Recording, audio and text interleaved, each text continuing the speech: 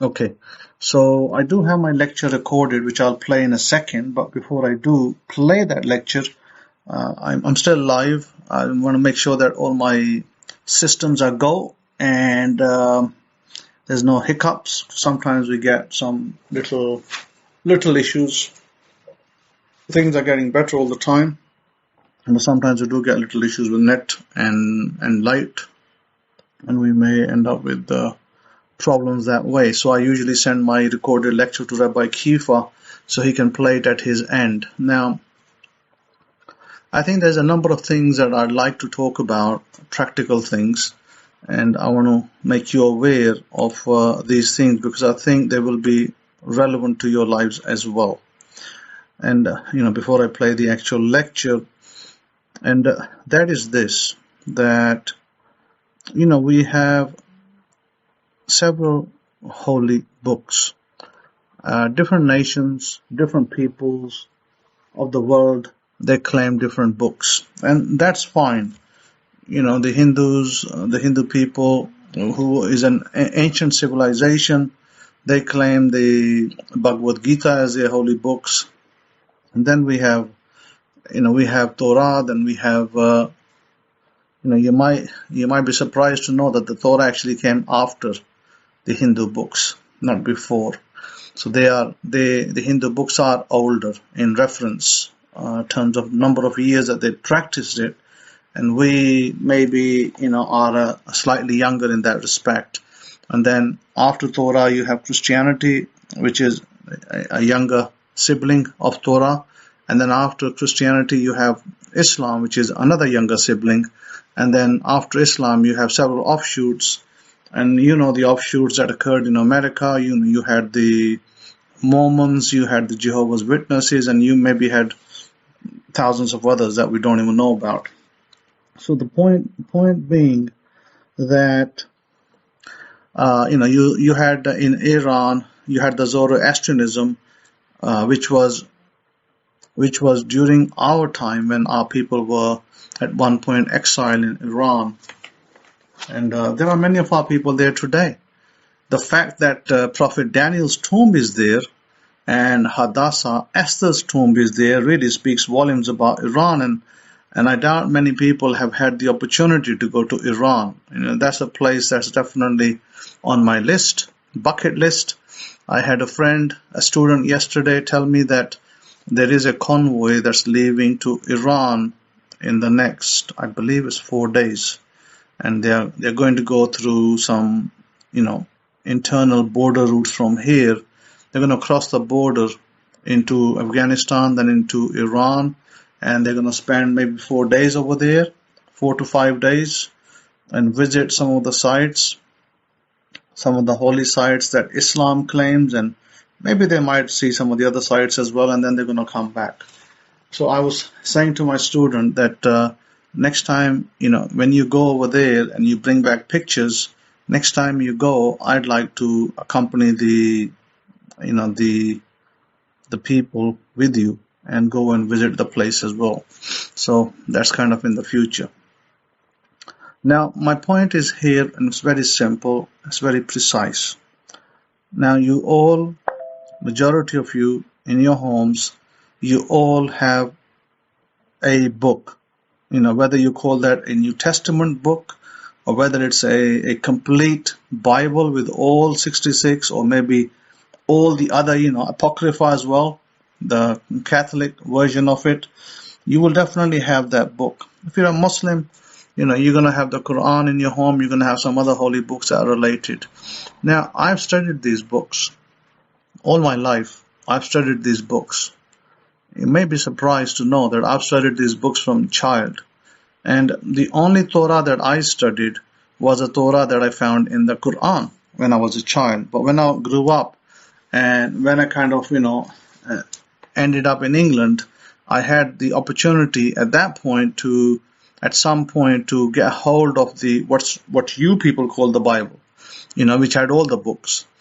And it happened to be the guy who had that translated was a guy from California.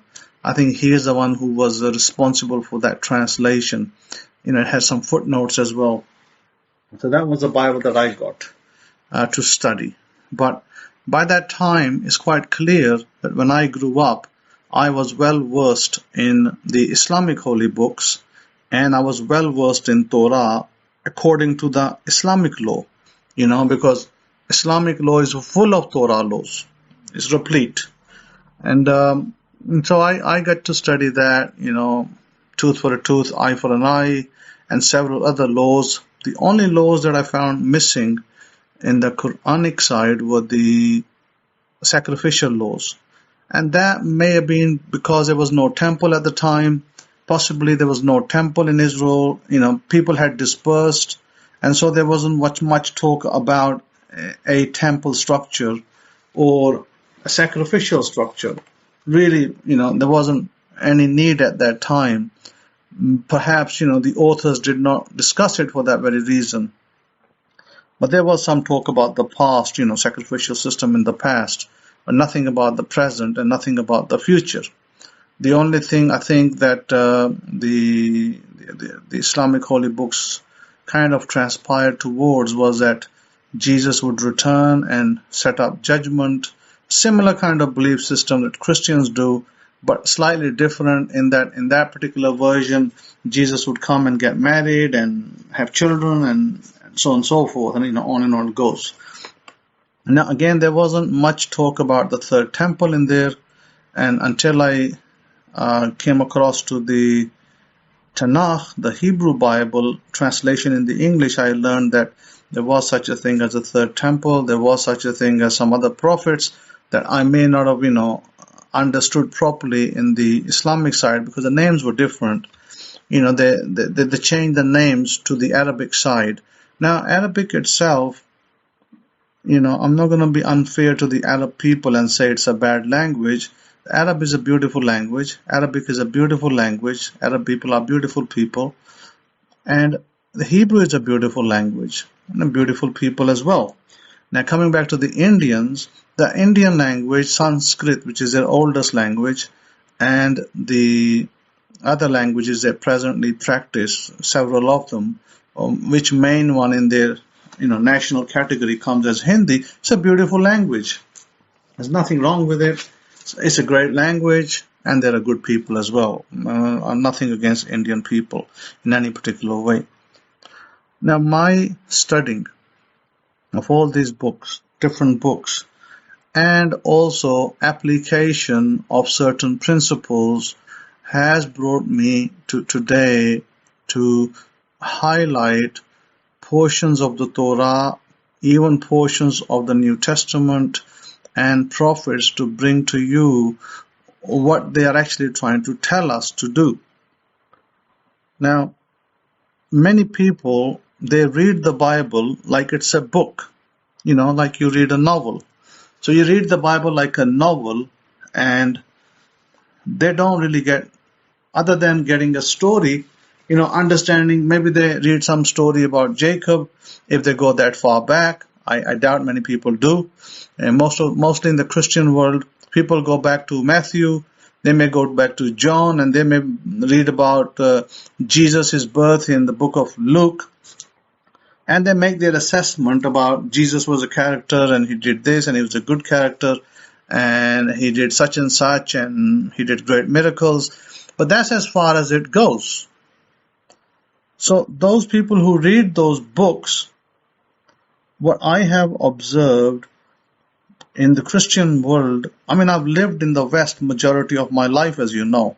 I've lived less in the country I was born in, and I've lived more in the Western world. And I have seen that those books have not really been utilized according to what they were meant for. They are not really being used for what they're entitled to. They are just being used as either dust covers. You put them on your shelf and you forget about them, and Easter comes and you may pick it up and might want to go to the church. Christmas comes, you may want to go to the church on Christmas. And, people talk about Palm Sunday, but really, there isn't really any deep understanding or practice of those materials. Pastors only give you what the pastors have learned in their seminaries. Rabbis, on the other hand, who teach what they claim to be Torah, they mix it, they turn it, they twine it, they add some rituals to it, and they teach you rituals. They do not teach you Torah. That is a fact. No rabbi I know today who teaches you Torah in Israel and outside Israel. All they teach you is their Siddur. So they pick up their Siddur, and they may pick up the Mishnah, and they may pick up some passages in the Talmud, and they may be regurgitating a passage in the Talmud for 12 hours a day, but again, that is not going to give you what you are desiring. It is not the essence of the Torah. It is not the instructions that the Torah gives us. So it's kind of sad part. It's a sad part when you look at it, because I have seen it firsthand. When I tell people I've been to Israel several times, they look at my face like I'm out of space or something. And I tell them, I said, I've been to Israel several times and I know all the graves of the prophets. I've been there. I've been every step of the way. All these so-called graves that you read about, all these prophets you read about, I know where they are. But knowing about the graves of the prophets doesn't make you any wiser than anybody else.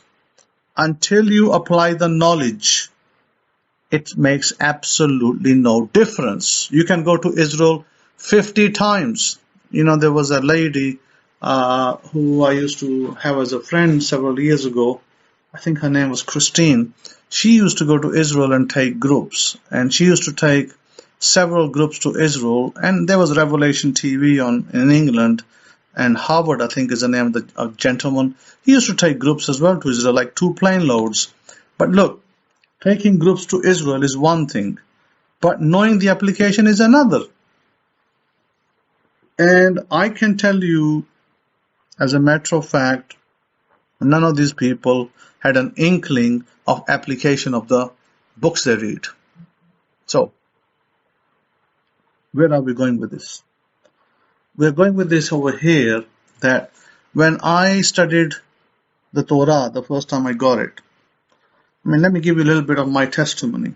The day that I interfaced with God, what you call the Almighty Power above, that day God said to me, when I asked a question to God, sincerely from my heart, sincerely in my house, and I asked him a question, is, where are the answers? Where do I go to find my answers of life, of problems in life, of successes in life? And I was told that you go to Moses. And I can tell you literally that the voice came into my head that I need to go to Moses. And I was searching, and of course, I stumbled upon the Torah.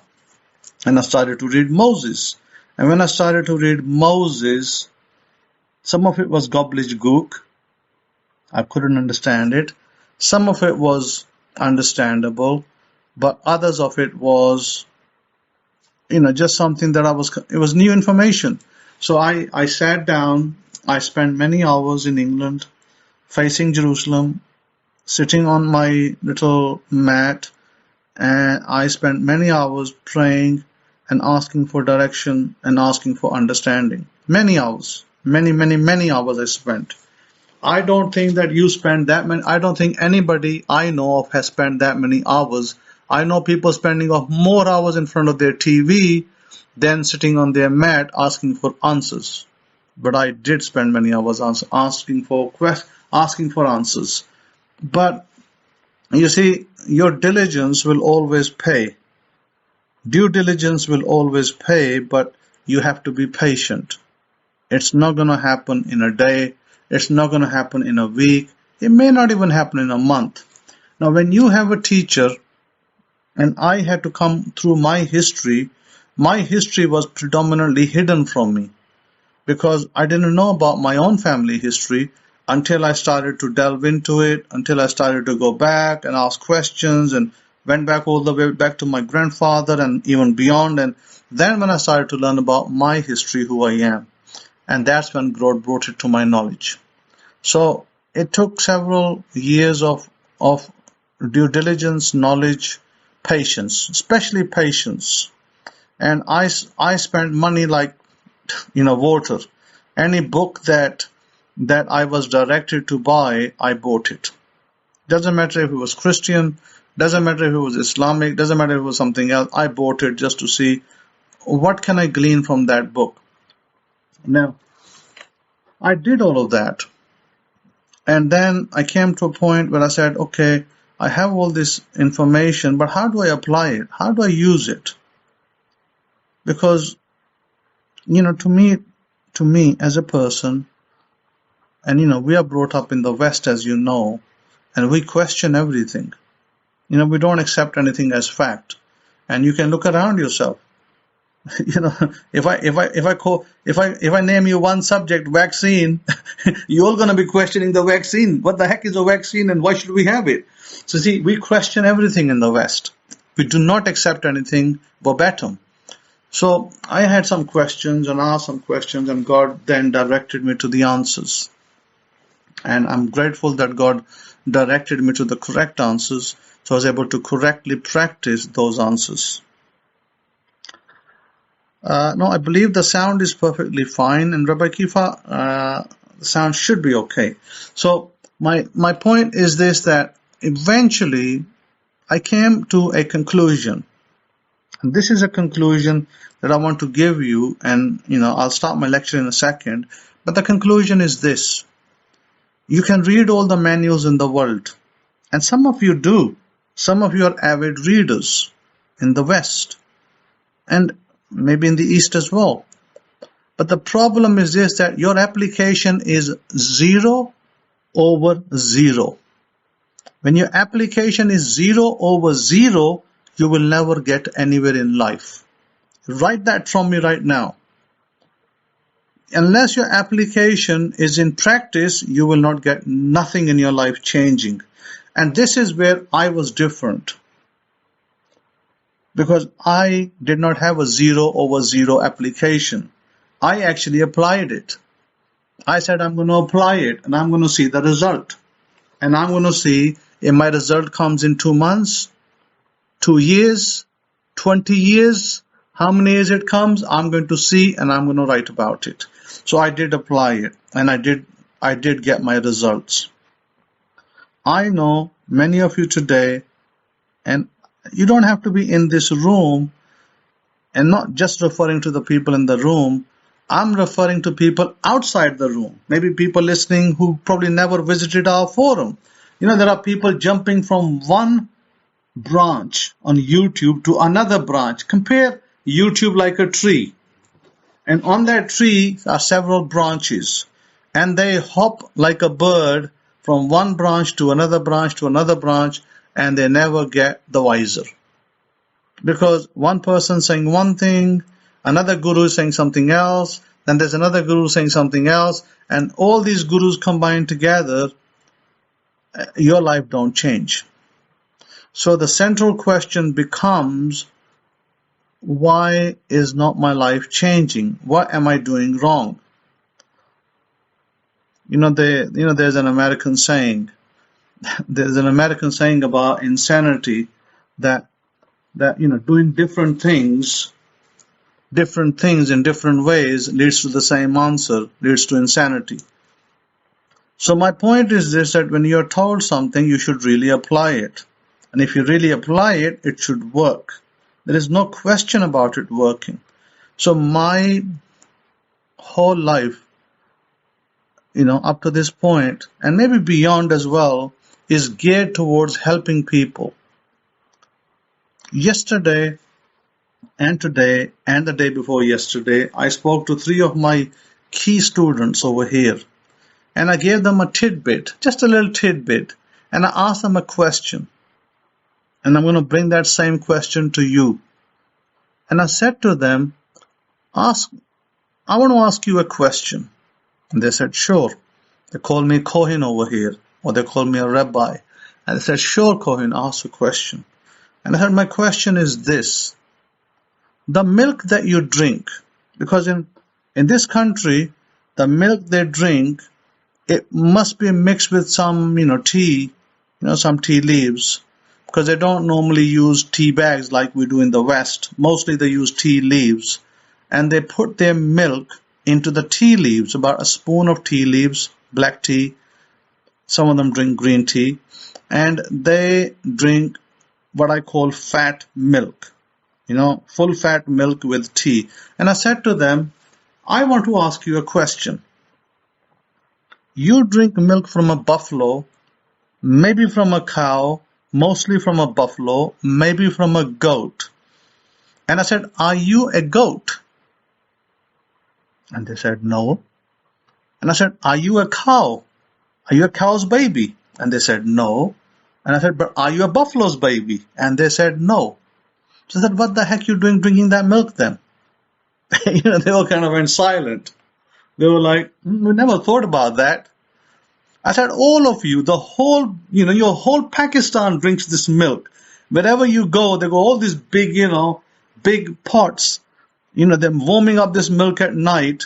At 7 o'clock, there's a big queues, people piling up kilograms of milk, taking it home, and everybody's, yapping it away like it's some gold dust. So I said, why is it that you're drinking this milk that is designed for a cow's baby or a buffalo's baby or a goat's baby?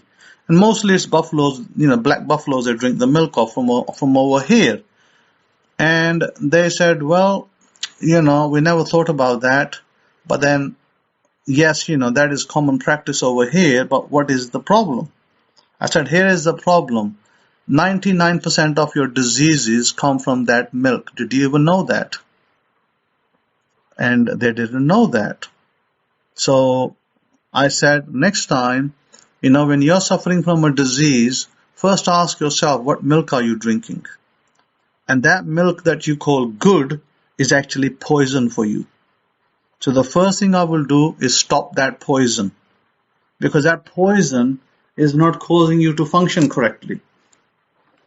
And there is a girl, a wife of a student of mine, and she's suffering pretty, severely from what the doctors claim is COVID-19. And I keep telling my student, this is not COVID-19 symptom. The doctors keep telling him that, well, yeah, it may be a COVID-19 symptom. It's not a common one we've seen, and it may be.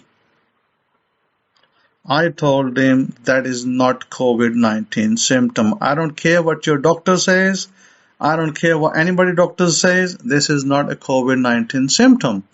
The symptoms that she is getting, I told my student that you are wasting your money, young man. You need to take your wife to a cardiologist and you need to get an angiogram. Because all the tests you're going to do, you're going to waste your money.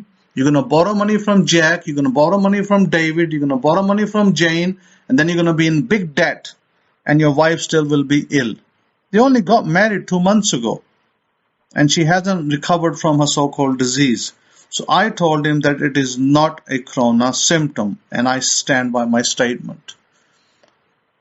And so I said to him that he must take her to an angiologist, because her situation is her heart is overpowering the lungs and she's getting shortness of breath. It has nothing to do with corona or COVID-19 or Omicron. I said it is a heart valve issue between heart and lung.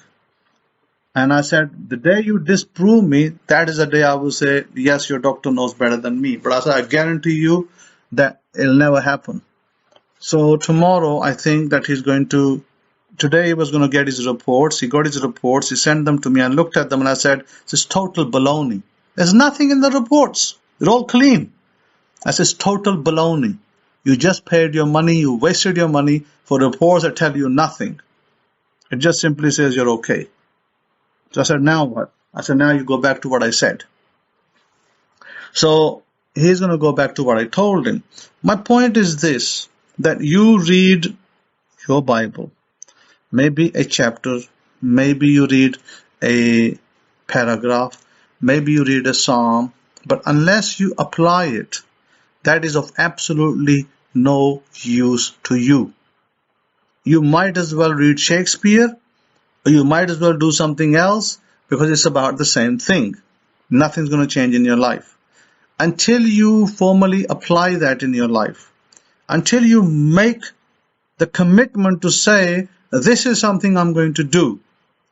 This is a desire, and this is how I'm going to meet it, and I'm going to do it. Look, there are many Neville Goddard books out there. A lot of people treat Neville Goddard like a prophet. Neville Goddard had some good teachings. Then there's other people, apart from Neville Goddard. There was Nightingale, there was Napoleon Hill, there were even some other people other than that, maybe even before Neville. Some of those names I don't even remember, because there was a lady, I think she may have been before Neville. I don't know where she got her information from, but she also talks about different affirmations. I'll have to search for her name. I think I do have a name. Florence Scovell, yeah. Her name is Florence Scovell. So there's different people. There's Vadim Zeeland, who's in transurfing, and there's all sorts of other people that talk about different aspects of what they call, either they call it the law of attraction, or they may term it some other wording. I'm not against law of attraction, or I'm not against the perfect law. I don't mind what wording you use. It's okay. I'm okay with that. My point is this: what's working for you is what counts. So you can read all the books in the world, but if they don't deliver the result because you do not apply them, then knowledge is waste. It's wasted. So my suggestion to you is to apply the knowledge correctly. Okay? I can tell you this much. Yesterday, my brother came from England to visit me. He was sitting over here with me, and he sat here for maybe an hour. I had to go visit a dentist. I had an appointment. So I came back. He had to leave back town. But he said this before he left. He said this to my wife. He said, my brother helped a lot of people when he was with us in England. He helped tremendous amount of people. And he was a very, very good guy. He helped everybody. He helped us all. He kept us in his house. He fed us. He didn't charge us any money. He goes, this is a great man. And he said that he suffered a lot in his younger years, but he didn't give up. He continued steadfastly, and where he is today is because of his steadfastness. That's my brother's comments behind my back. And my wife was complaining to him that, even now he gives money to people who are suffering and struggling. And he said, that's my brother. My brother is written all over him. This is him all the time. He will never change. This is how he is. And so he left with those comments. So with that, I'm going to pass, I'm going to start my lecture so you can listen to it. But my key component of this is this, that you heed the instructions that are written in your scriptures. And if you don't heed the instructions, then this pitter-patter, chitter-chatter is not going to help you. Unless you heed the instructions, and if you say to me, I'm going to listen to Neville, then go ahead, listen to Neville. But heed the instructions, do what he says. Don't just read it and pass it off as information and then just you're back to square one again. Heed the instructions, because Neville also picks up his instructions from the Bible. Absolutely, Rabbi Kefa. There is many things that I do and you do that we don't tell the people. I, alongside yourself and alongside some other people, we did help save the life of the pregnant woman. She's done her, yesterday I got news that she did her, because, the tests in Dubai, because that's where she is, the tests in Dubai are fairly expensive.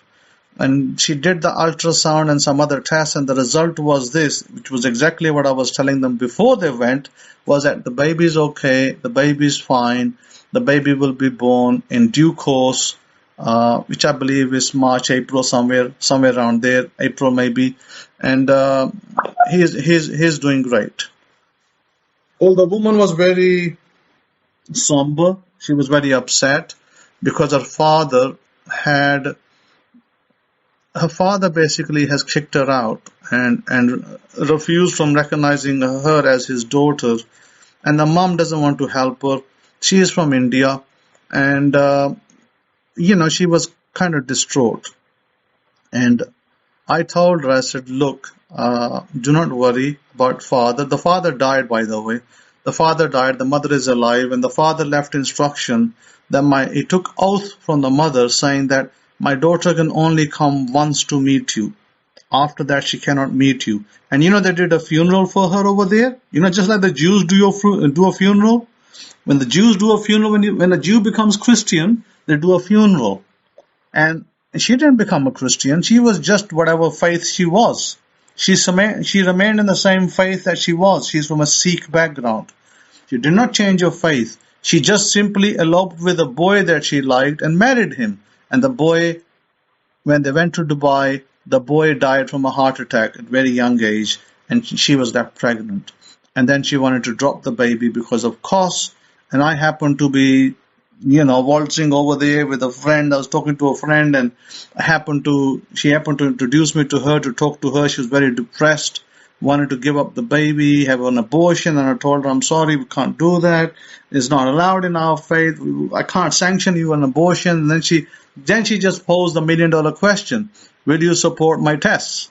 If you don't want me to do an abortion, who will support my tests? Well, I said, that's a good question. Now put my foot in it. So I said, well, I guess it's going to have to be me. So that's basically where we ended up. So yeah, she's doing great. I'm going to start my lecture. And so please, whatever information that you're reading from the Bible, from the Torah, from the New Testament, wherever you're reading it from, I always will encourage you to follow it through. Follow it through. There are things in the Bible that tell you to do tithing, to do zadaqah, and majority of you don't even care about that, but I would suggest highly that you start looking into that as well, because that will tremendously help you. So I'm going to start my lecture.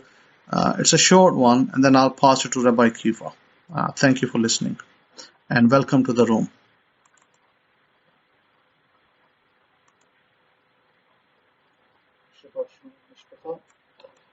Another wonderful Sabbath and another wonderful day. And we'll come over here with some instructions that will assist you in not only manifesting your desires and upping the ante, but also to understand where we stand as a people, given specific instructions of how they benefit us. Now, I know that generally speaking in the nations, whether you take law of attraction or some other wording of it, they will usually say to you that when you do something, you write every day and you write it for 66 days. Or they might say to you, you do something for 21 days and you continue to do it for 21 days. You don't take a break. And thus forth, or so and so forth, whatever you're desiring will either come to pass or be closer to you. Now, I want to give you some of the perspective out of the Torah. In the Torah, in the book of Exodus, chapters 35, verse 2, first verse 1, and Moses gathered all the congregation of the children of Israel together and said unto them, these are the words which the Lord, which Yahweh, has commanded you, that you should do them. Okay? Now, the word there for do, esah, means you should work them. Esah means to complete something, to finish something, to work at something. It could be a form of labor. It could be a form of occupation of some type. It could be any of those elements where you will go out and perhaps earn some money or do some business. But then the next commandment is 6 days you shall work. Here the work is not talking about some labor, menial work. The word melacha is a word which means you're involved in some kind of duty, some kind of ministry, some kind of work, not servile. It doesn't mean picking up cotton fields. It's not a servile type of work. It's a type of contract in which you might be involved in making a building, making somebody's property, taking care of somebody's cattle, taking care of somebody's business, any kind of occupation that, there's many today. You could be an accountant, you could be a lawyer, you could be an engineer. These all come into this sphere of work. It says 6 days shall work be done, but on the seventh day, which is known as Shabbat, Shavia, seventh is for Shavia, seventh day, there shall be to you a kadosh, a holy day, a Sabbath, a Shabbat of rest. That means cessation from whatever you're doing on that day, and it then says to the Lord or to Yudevahi, whosoever does work, means whoever continues in this menial work of any kind, office, software engineer, some other engineer, whatever, says they shall be put to death.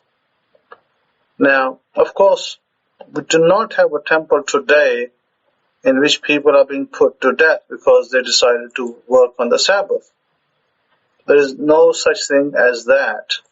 So we cannot understand that in present context, when there is no temple and the priesthood is kind of scattered all over the place, though they are available to some people where they can go, they're always available to those people who need to make inquiry.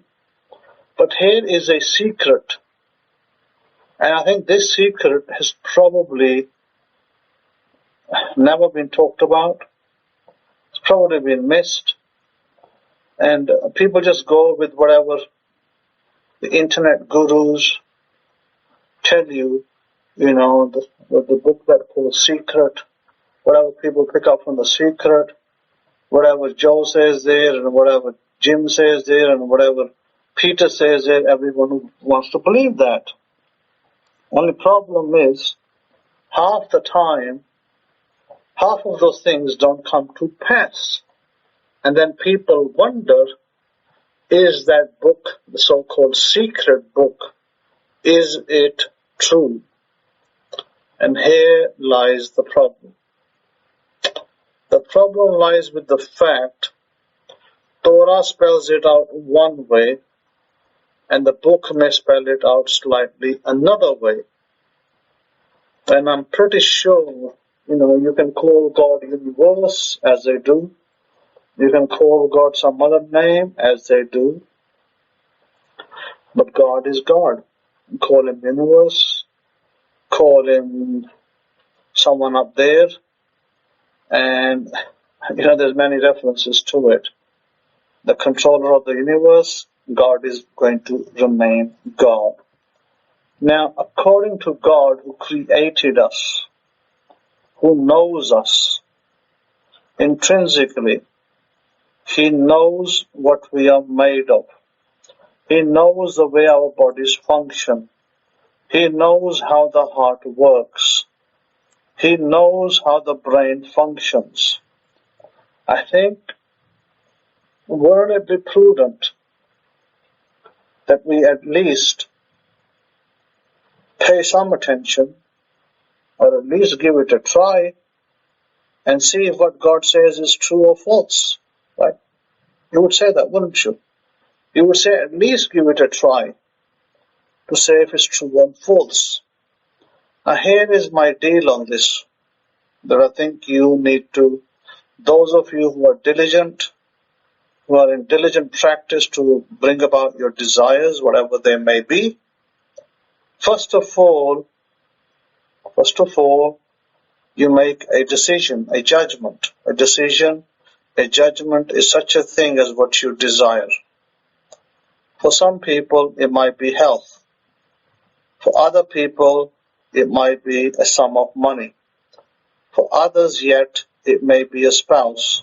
For others, Maybe they are trying to have a son or a daughter and they want to conceive. So everybody has different desire, different decision, different judgment. Let us assume that you have decided on a particular desire. And somebody asked me, well, what happens if I decide to have £1 million, $1 million, and a week later I decide, no, $1 million is not enough, I'm going to go for 5. And maybe a week later he decides, 5 million is not enough, I want to go for 20 million or more. Is that a bad thing? Does that mean that because my goalpost is continuously changing, does that mean I won't get it?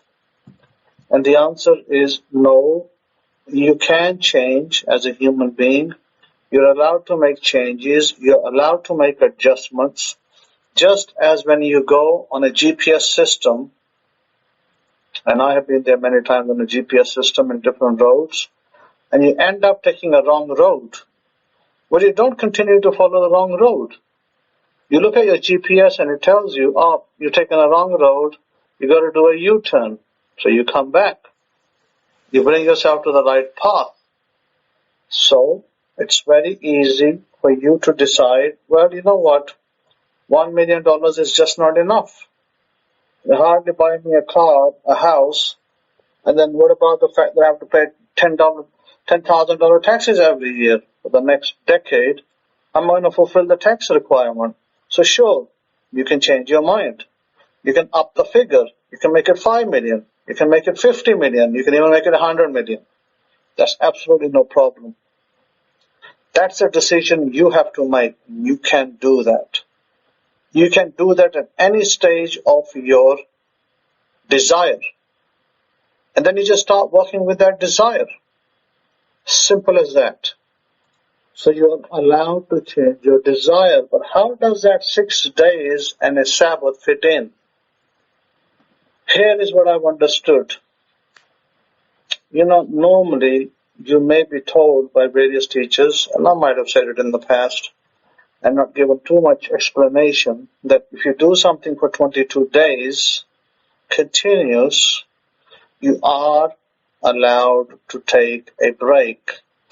That break, by the way, is the 7th day of the Sabbath. So, let's go over it. If you are doing something, if you're doing some scripting, you're doing some writing for something you desire, you do it for 6 days, there's nothing in the book that says you have to do it on the 7th day. Nothing. The good book actually tells you to take 7th day off. So isn't it better to take the 7th day off and then continue on the 8th day? So 7th day off means exactly that. Whatever desire you're putting down, when it comes to day 7, that's if you started from day 1, because you may have started from day 3 and you hit day 7. So Sabbath, what do you do now? Do you continue? No, you stop. You have 2 choices. You can continue at the end of the Sabbath in the evening, or you can continue the next day. It is important. Since God felt it important, it is important for us to take that break and then continue the next day. So my advice, when you're told to do something for 30 days, it means there's going to be 4 days of rest in there.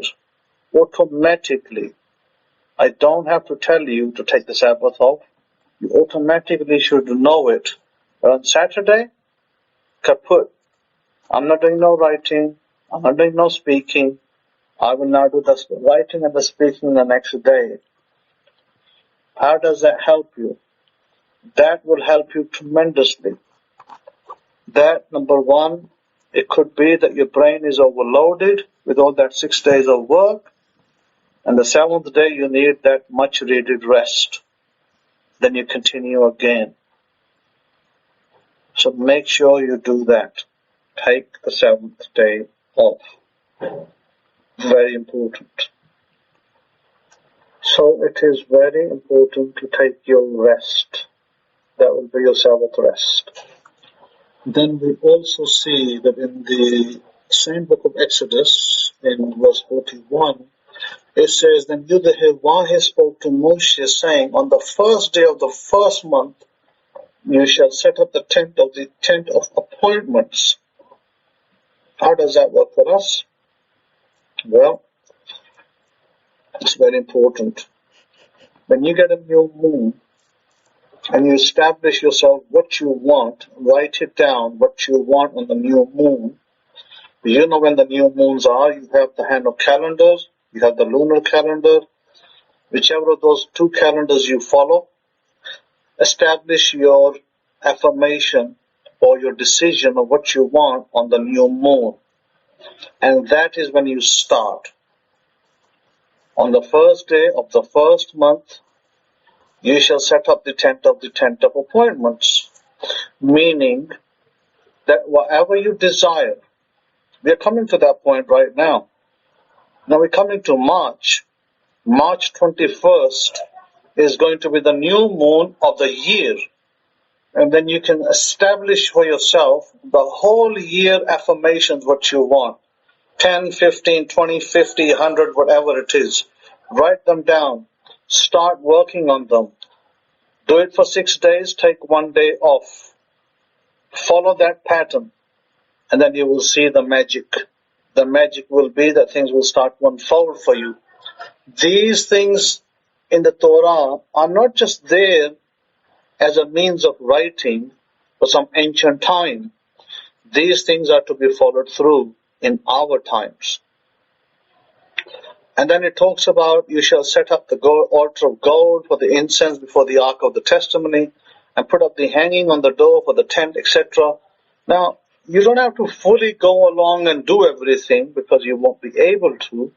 But what you can do is you can have a small incense. You can have some incense. You can have frankincense. You can have some other form of incense. And you can burn it. And when you sit down to do your affirmations and you burn the incense, you add that much more power to it. These are the meanings of it. This is why I showed you once a method in which you have a metal or a clay type small plate or an oven in which you burn a different amount of things. You can put frankincense drops in there. You can put your frankincense incense in there. You can add things like clove oil drops. You can also add other drops like, because you can get all those essential oils. And when you do that, when you sit down to do your affirmations, and you sit down to start practicing and you do that, you're going to add power to it to bring it to pass. Your mind, your brain is then in a passive mode and becomes in an active mode to bring those things to pass. These are methodologies that our people have totally forgotten, don't know how to do it. Then they get a hit and they get a miss.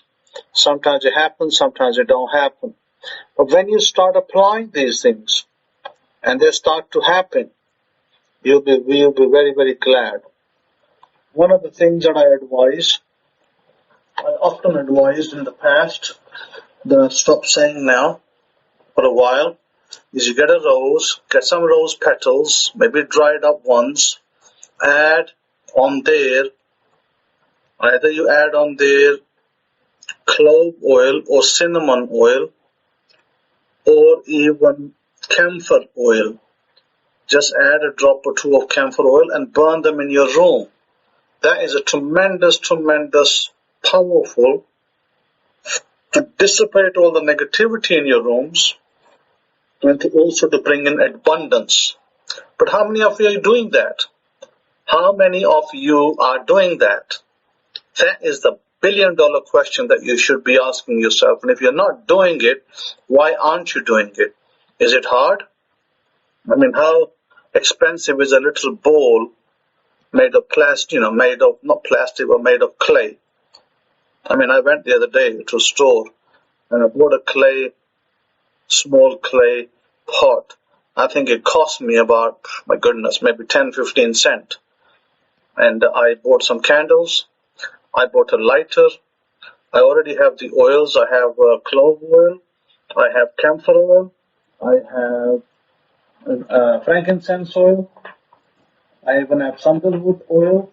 I have all these oils, clove oil, and then I just took my rose petals that I've taken them from here. I still have loads of them. So I put them into my little jar, clay pot. I put some oils on there. I lit them up, and then I went through my affirmations. Well, there's a brilliant, beautiful aroma. There's a beautiful aroma in the room, and there was a peace, and there was joy, and I was happy that I was able to do it that way. It didn't take me a lot of wealth to do that. Only took small amount of money, less than $10. I would even tell you less than $5. Took me less than $5 to set that whole process up. And now I have my little clay pot. I have my little things that I use, and every day I make sure that when I add the rose petals, I put the frankincense oil on there. I put some camphor on there. And if you don't have camphor, you can use some other alternative oil. You can use sandalwood. You can use jasmine. There's so many oils that you can use. It doesn't have to be exact. You just got to create that flavor. You got to create that ambience. And you create that ambience, and then you do your meditation. Then you're going to add power to bringing about your manifestations. Now, today, I guess it was, when it's Valentine's Day this week, you may have received gifts from Valentine's Day. That's great. It's perfectly fine. No problem. If you wish to give Valentine's gifts, it's okay as well. And you might receive Valentine's gifts, and you might give some Valentine's gifts. It's okay.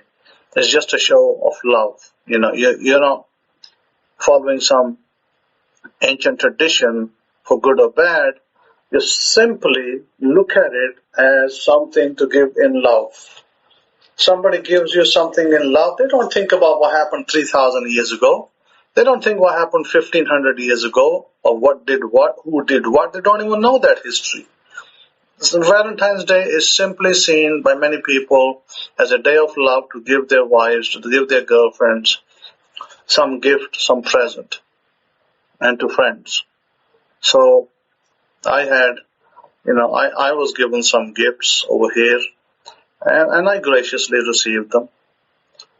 Somebody came from all the way, miles away from, goodness, some other city, and they dropped me some gifts, and I graciously accepted them. I think that's good enough. I don't need to argue about the historicity of it, because it's irrelevant to me, because what matters is my history now, not what happened 500 years ago.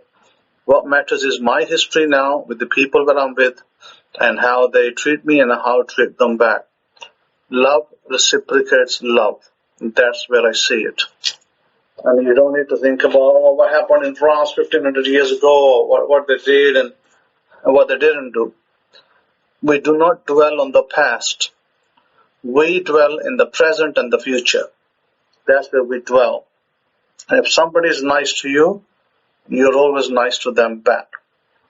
If somebody goes out of the way to get you something, then you should go out of your way to get them something. And that, I believe, will just build on the love, build on the peace, and build on us as human beings. Irrespective of religion, irrespective of caste, irrespective of man or woman.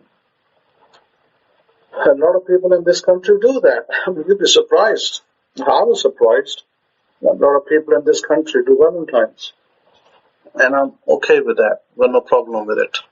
And I think you should be okay with it. I should have no problem with it. Reciprocating love is wonderful, and you should do it. If somebody goes out of the way and gets you a t-shirt, a shirt, pants, trousers, flowers maybe, chocolates, whatever. I think you should at least reciprocate in kind to show that you're equally, as a human being, equally able to reciprocate kindness with kindness. Let bygones be bygones. Let not think about the past, because it wasn't these people who did the bad things in the past. So why punish the people who didn't do anything? That would be wrong. The guilty will get the punished, and the non-guilty do not get punished. So that's my firm belief, and that's the way I live. So having said that, there are many methodologies in our Torah. Dates are given, calendars are shown, certain days are mentioned, and they are not just mentioned by the by. They are mentioned for our power, when we have the most power. If you sit up at midnight and do your affirmations, do your prayers, that's a very powerful time to bring about your affirmations, bring about your manifestations. So I will always encourage you to look at it with positivity and not with negativity. God is the author of everything. All good things come from God. And since God is within, since you are the operant power, you have that power to do the right thing. And I should think you do. You should do the right thing. You should always do the right thing. Never shy away. And thank you for those of you who supported us for the $600 for the lady. We're not quite there yet for that lady who's pregnant. I'm still raising money for her. And as soon as I'm there, then I can act on that, because it's easier to talk, harder to do. So let's put our hands together and support this girl who unfortunately her husband died young. Her husband was only 24 years old when he died, and she's probably not more than 22, maybe 23. Having a child to bring into this world that she would have just terminated and killed. And that is what I prevented, for her not to do that. And in return, she simply asked me that, can you support me with the tests? And I said, I will do what I can, but I will not sanction murder. So all of you, those of you who have helped, I'm very grateful to you for your support. And those of you who want to support me further, please do. I'm very grateful that we can establish a life, establish this young man. This woman is going to give birth to a boy. And if it wasn't for me and you, this boy would have been terminated. And what fault is his boy's? His father died an unfortunate death, and that in Dubai. And is it his fault that he should die also? That would be tragic. I do not believe that he deserves such a fate. I believe that will be a fine young man one day. He will grow up to be a fine young man. He will do wonderful works. And he will remember when his mother tells him that she intended to terminate him, but somebody else came in and said, no, he needs to live. So thank you. And I want to make this a short lecture. We have a wonderful day, wonderful Sabbath. But remember our days. 21st March is the beginning of the months. I think you should formulate all your affirmations on the 21st March. Take up all your affirmations that you've written. Decide what you want to carry forward with. Decide what you don't want. And rewrite them. Make a new sheet. And then every first of the month, every new month, you all have the calendars of the Hanuk calendar. You can download it from the website. When the new month day begins. Sit down, spend a little time, affirmations. Make sure from now on, you do 6 days in Monday to Friday, and Saturday off, and Sunday start again. Make that a routine. 6 days in, Saturday off, Monday start back. This is a routine that's going to make you successful, because that's what our scripture says. So why not follow what the scripture says? Why not do what the ancients did? Our ancient forefathers were very successful. They were abundant. They succeeded in many areas of their life. I would rather follow their example. Oh yes, and one more thing I wanted to say, and maybe I will probably never say this again publicly, and maybe if I say it, it will probably be to my maybe to my loved one, to maybe my son or daughter, or even my wife for that matter. But this is what I'm going to tell you, and I'm going to say it once only. And I want you to hear me out very carefully on this. I don't know how many of you like to drink milk, regular milk, milk from the cow or milk from the buffalo. Whatever you do, stop drinking milk. Because milk is causing tremendous amounts of diseases. And a lot of people don't know that. This is why in America, I've noted that they have different types of milk. They have almond milk, they have coconut milk, and they have other types, but they are artificially made. If you like to drink milk, then sure, you can drink almond milk, coconut milk, or even powder milk, because they are artificially made. They do not have the same damage that a regular milk can do. Let me explain to you the damage that regular milk can do. And it was something that I went to somebody's house yesterday, and I read their medical report, and this is the first thing that came to my head, that this woman is drinking milk, and she's got water retention in her stomach. The doctors have given up on her and said, take her home, feed her, whatever, look after her, she hasn't got long to live. But when I looked at that woman, I was like, I don't really see anything wrong with this woman other than water retention. And yes, she has pleurisy. She has some pleurisy. And the reason for that is simply that this woman's diet is wrong. She is drinking milk. She is taking the wrong kind of salt. And the wrong kind of salt is what you buy at your Tesco's or Walmart's, which is your cheap rubbish that you pay for, $1 or whatever. God made us salt from the sea. How many people have the common sense to eat sea salt? I haven't seen many people today in my world that eat sea salt. In this country where I am, people don't even know what the heck sea salt is. How are they going to eat it? They get pink salt over here, which has 82 minerals. But that goes to America, England, Europe, all over the place, and is sold at $10 a pack, $12 a pack, and people pay for it over there. But here, these people don't eat it. They don't even know about it.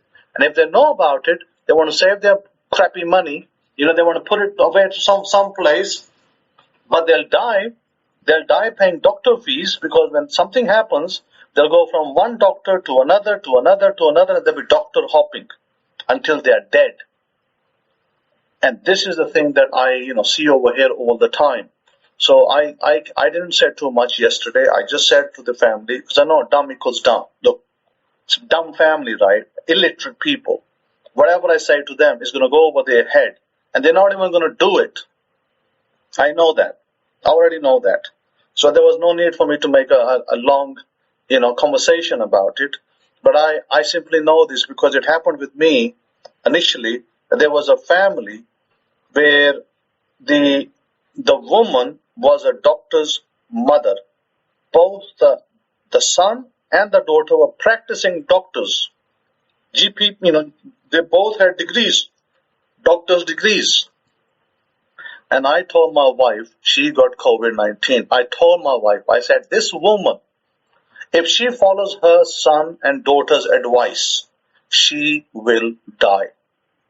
I said, write it down. I don't care how much doctor they are, but she will die from their wrong advice. Because they are again, dumb equals dumb. They might have academic qualifications, but they have no real world knowledge. They have no real wisdom about things. So I had some medicine at the time that my wife said to me, why don't you give them the medicine that you have? I said, sure, but are they going to eat it? I said, I can bet you that I'm going to send the medicine, it's going to go wasted. So should I even waste it?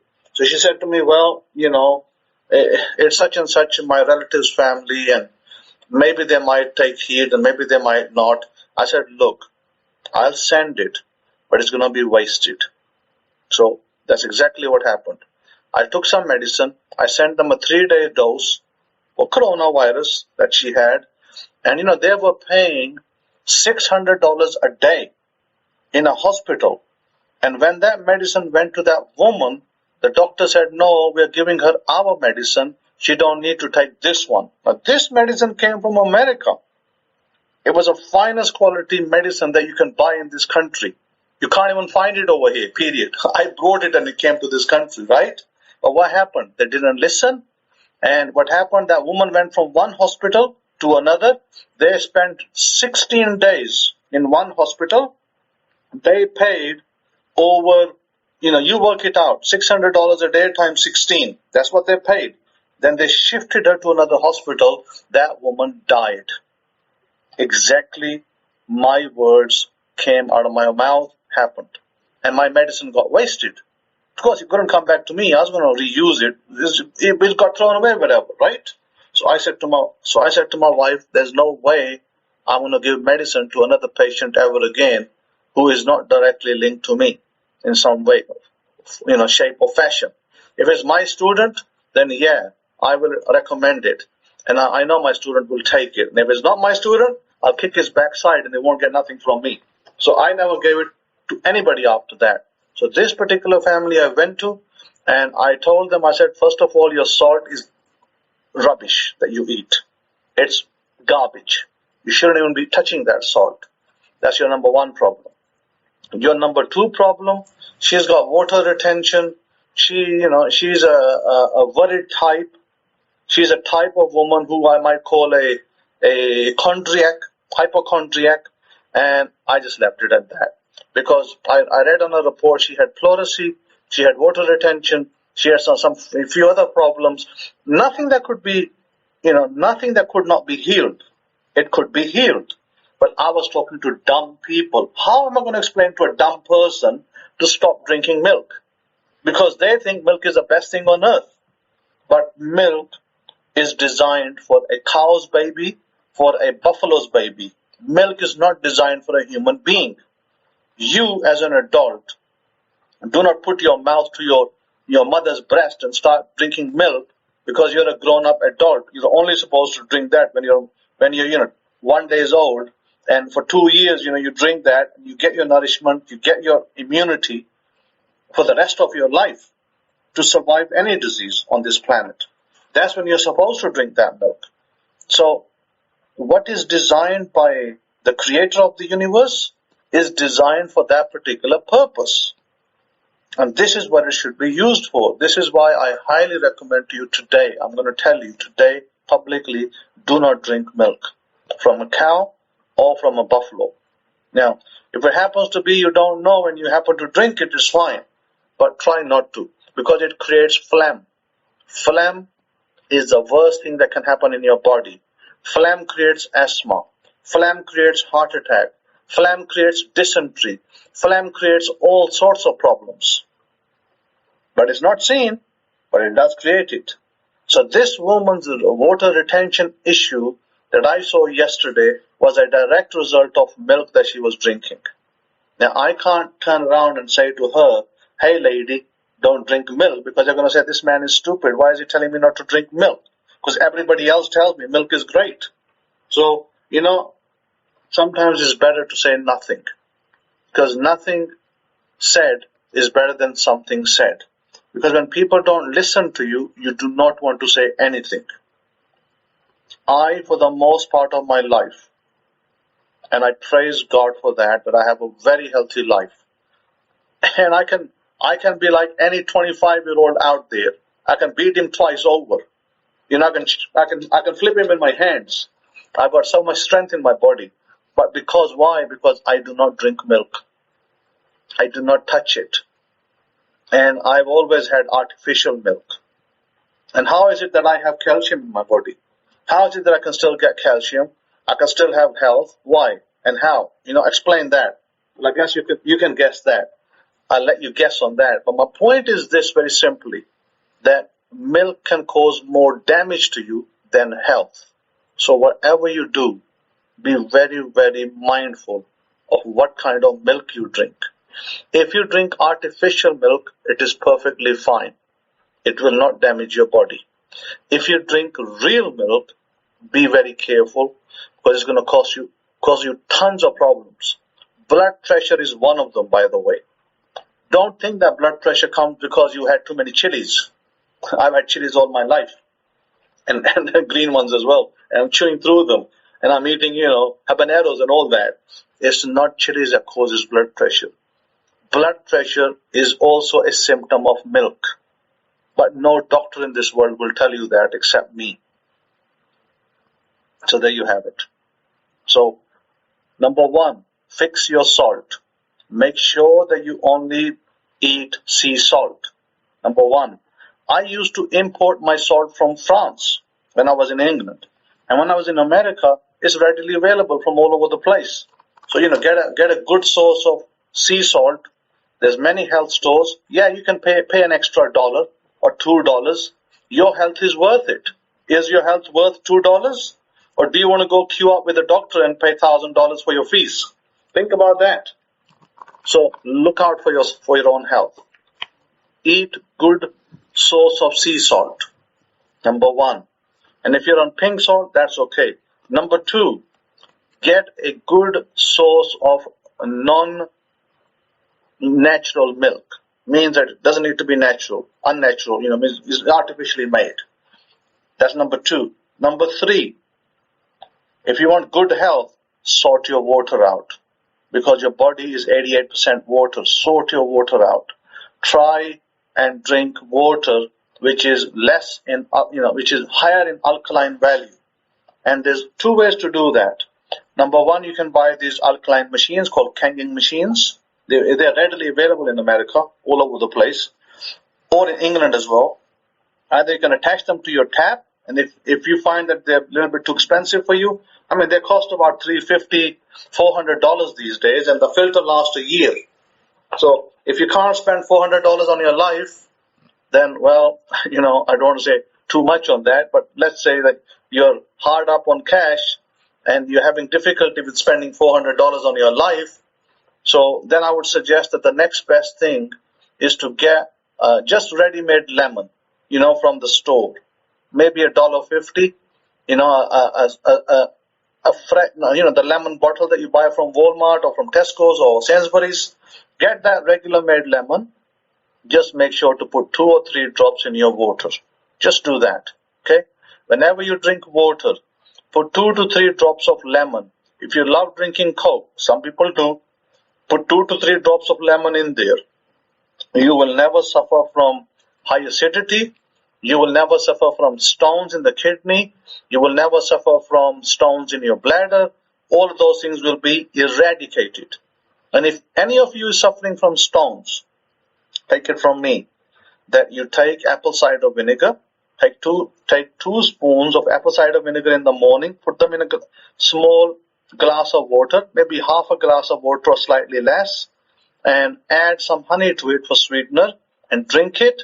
Then after that, run a mouthwash with regular water so you don't build up any acidity from the vinegar, and that will take care of your stones. If you have blood issues, like if you have blood, if you have arteries that are thickening with blood, cholesterol, and you're having heart issues and blah, blah, blah, as people do that. Same vinegar in the morning with 2 spoons, 1 spoon honey in warm water. Drink it every morning and then gargle your mouth. When I say gargle, just wash your mouth with regular water afterwards so there's no acid buildup. Of vinegar is very acidic.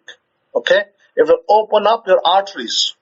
If you have heart issues, it will open up your arteries to remove your heart issues. It will open up your intestines. It will cleanse your system. It is absolutely wonderful thing to have. So highly, highly recommended. Take it very seriously what I said today. And I'm certain that some of you who want to have a long life, you will listen to this and you will follow it through. Thank you.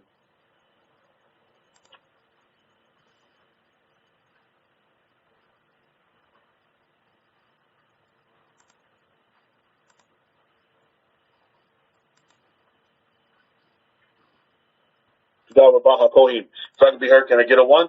I just want to touch base on a few little things real quick, what Kohen was talking about. Basically, Kohen was giving you the grits and the grains of about our way of life and how we need to live our life. And, this is totally different than what you're getting out there. There's a lot of wisdom and understanding. There's a lot of people that know a lot of things. Let me start my recording. There's a lot of people that know a lot of things about our holy books and about our Bible, as they call it, and about the Torah. There's a lot of wisdom out there. But, again, what Kohen said is so very true. What good is all this wisdom when there's no application to it? When you can't take wisdom and be able to practice it. You know what I mean? But you have all of this, wisdom, and you have all of this great understanding. But what good is it if it doesn't propel your family and it doesn't help you leave a legacy, pass on the legacy to the for generations and your generations. You know what I mean? And I think that's very, very vital and important for us to understand. And what great information and what great understanding that we can take. You can actually take it and begin to physically practice it. Become a practitioner to it, and it's only beneficial for you in your life. I mean, my goodness, what good is that? Because again, at the end of the day, what is Torah? Torah is all about life. And if you're listening to, I listen to a lot of information out there because you know why? I'm a student of human nature. I'm a student of humanity, and it's important to do so. You know why? Because I want to understand. I want to understand the way people think, because that helps me actually embrace them better because I understand them. And that's the whole issue with a lot of folks is that they can't get on in a relationship and a conversation is because the two don't want to understand each other. And so if I can understand you, then it helps me. It really helps me have a great relationship with you because I understand where you're coming from. You know what I mean? And it's very, very important for us to understand that. So it's great to hear a lot of different viewpoints and understandings on things. And one thing, Hakoin, if you're still there, I want to ask you this question, which I think is very, very important, coming from because I want to understand Islam and coming from the Islamic point of view. Because let me tell you, I don't know if all you noticed this, but Islam, they'll come to you with a lot of facts. You want facts? Islam will give you facts on history. They'll give you a lot of facts on, they're big on facts. But one thing I noticed with our Torah, and Hakoin mentioned that when he first studied Torah, he studied the Torah out of the Quran. And in the Quran, because I haven't read the Quran, but in the Quran, does the Quran kind of bash Jacob? Because from what I'm understanding, Islam believes that Jacob stole the birthright from Esau. Is that true, Hakoin? Is that their belief? Okay, it does not bash Jacob. But do they say that Jacob stole Esau's birthright?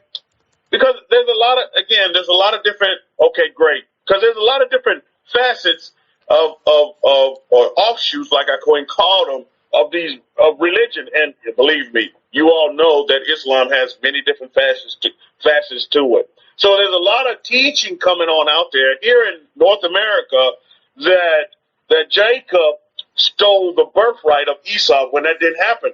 We fully read it in the Torah clear as day because I'm like, well, how can someone say this? It's like they pick and choose. Like we see with our religions, they'll pick and choose from our Torah certain aspects of it. Hakoin says the Torah called Jacob righteous, Baruch Hashem. So they'll pick and choose certain things out of our Torah and begin to take them and twist them, and again come up with a whole other book and say, okay, well, from from what this understanding, from what this individual who we call upright and righteous says, he's saying that Al-Qaeda is also saying that the Quran does not call King David an adulterer. Yeah, so again, here we go. You know, they pick up the bits and pieces, and they'll alter them and change them to meet their particular agenda. Because I'm like, well, how the heck can the Quran say that the twins, Esau and Jacob, one was. I mean, I was really, kind of confounded, because at the same time, they're not in the same Torah. It says that Esau gave up his birthright for some food. He literally gave his birthright up for a great meal. And I thought, well, how? I mean, the word that came to me was the word. It just came to me just out of the blue. Is that they're very impulsive. I was like, how can you just give up your birthright for some food? You know what I mean? But, they failed to mention that side of it. They just said, well, okay, Rachel also helped in the process of Jacob, coming in and usurping the birthright, the original birthright of the blessings. I'm like, wait a minute now. Wait a minute. So everything at the end of the day goes back to actions that people take, actions that people do, you see. So don't be impulsive, because I'm noticing, you see, Bishop said, in addition, one of the key lies is that Divine spoke to their mother. Esau to his word in the universe, and he took it back. Yeah, so again, you're going to get many different teachings out there that come from our Torah of, again, religion, picking and choosing what they want to fit and to retrofit into their particular religion to make them, I guess, better than one religion. But at the end of the day, it's what our Kohen said. It's very, very important. What is the particular religion that you're in doing for you? Has that religion or your belief system propelled you and your family to have a better life? And at the end of the day, the baseline settings of peace, love, joy, and happiness, are you there in the particular religion that you're in? And if you're not, then maybe we need to change some things. And that brings me to our lecture and the parsha that we're dealing with here when dealing with Truma.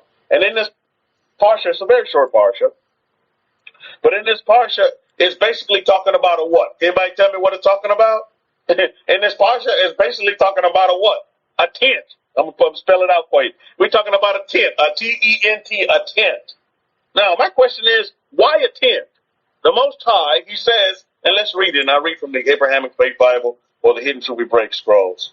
And again, there's been, like I said, there's been a lot of books that's been published, a lot of books that are out there. Now, I would encourage you all, children of the books, people of the books, it's very, very important. Descendants of Jacob, descendants of Jacob.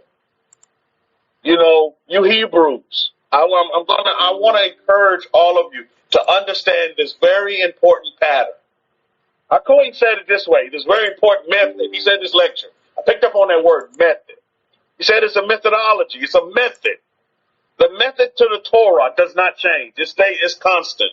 Just as the sun goes up in the east and it sets in the west. I mean, it's just constant. I want you all to understand that. But it's very important that we understand this as the people of the books, or those who have embraced the laws of Moshe, the laws of Moses, is that there's a method to how we do things.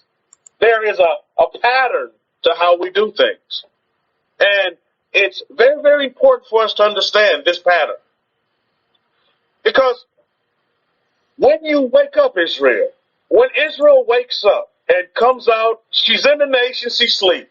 She's in the nation, she's a Christian. She's in the nation, she's a Muslim. She's in the nation, she's a atheist. She's in the nations, she's whatever other, Pentecostal, whatever, Baptist. But then Israel wakes up. You in this room, you're products of Israel waking up. How many of you will affirm that? Israel has awoken. And you're in France, and you're in the UK, and you're in North America. You may be listening in from China. You may be listening. You're all over the place. You're all over the place. You woke. You're woke. You've woken up. Step one, okay, is to wake up and to realize and to come into a knowledge and an understanding of you and who you are. And for a big portion of your life, you have been asking yourself that question, who am I? How many of you have been doing that? For a long period of your life, you have been experiencing and having experiences of, who am I? I'm trying to figure out why I am.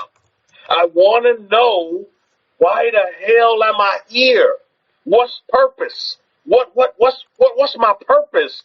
And you went around about all kind of ways to stop for your responses, by the way. But you went around all kind of ways, asking yourself and all kind of experiences, coming to that point of, okay, well, who am I?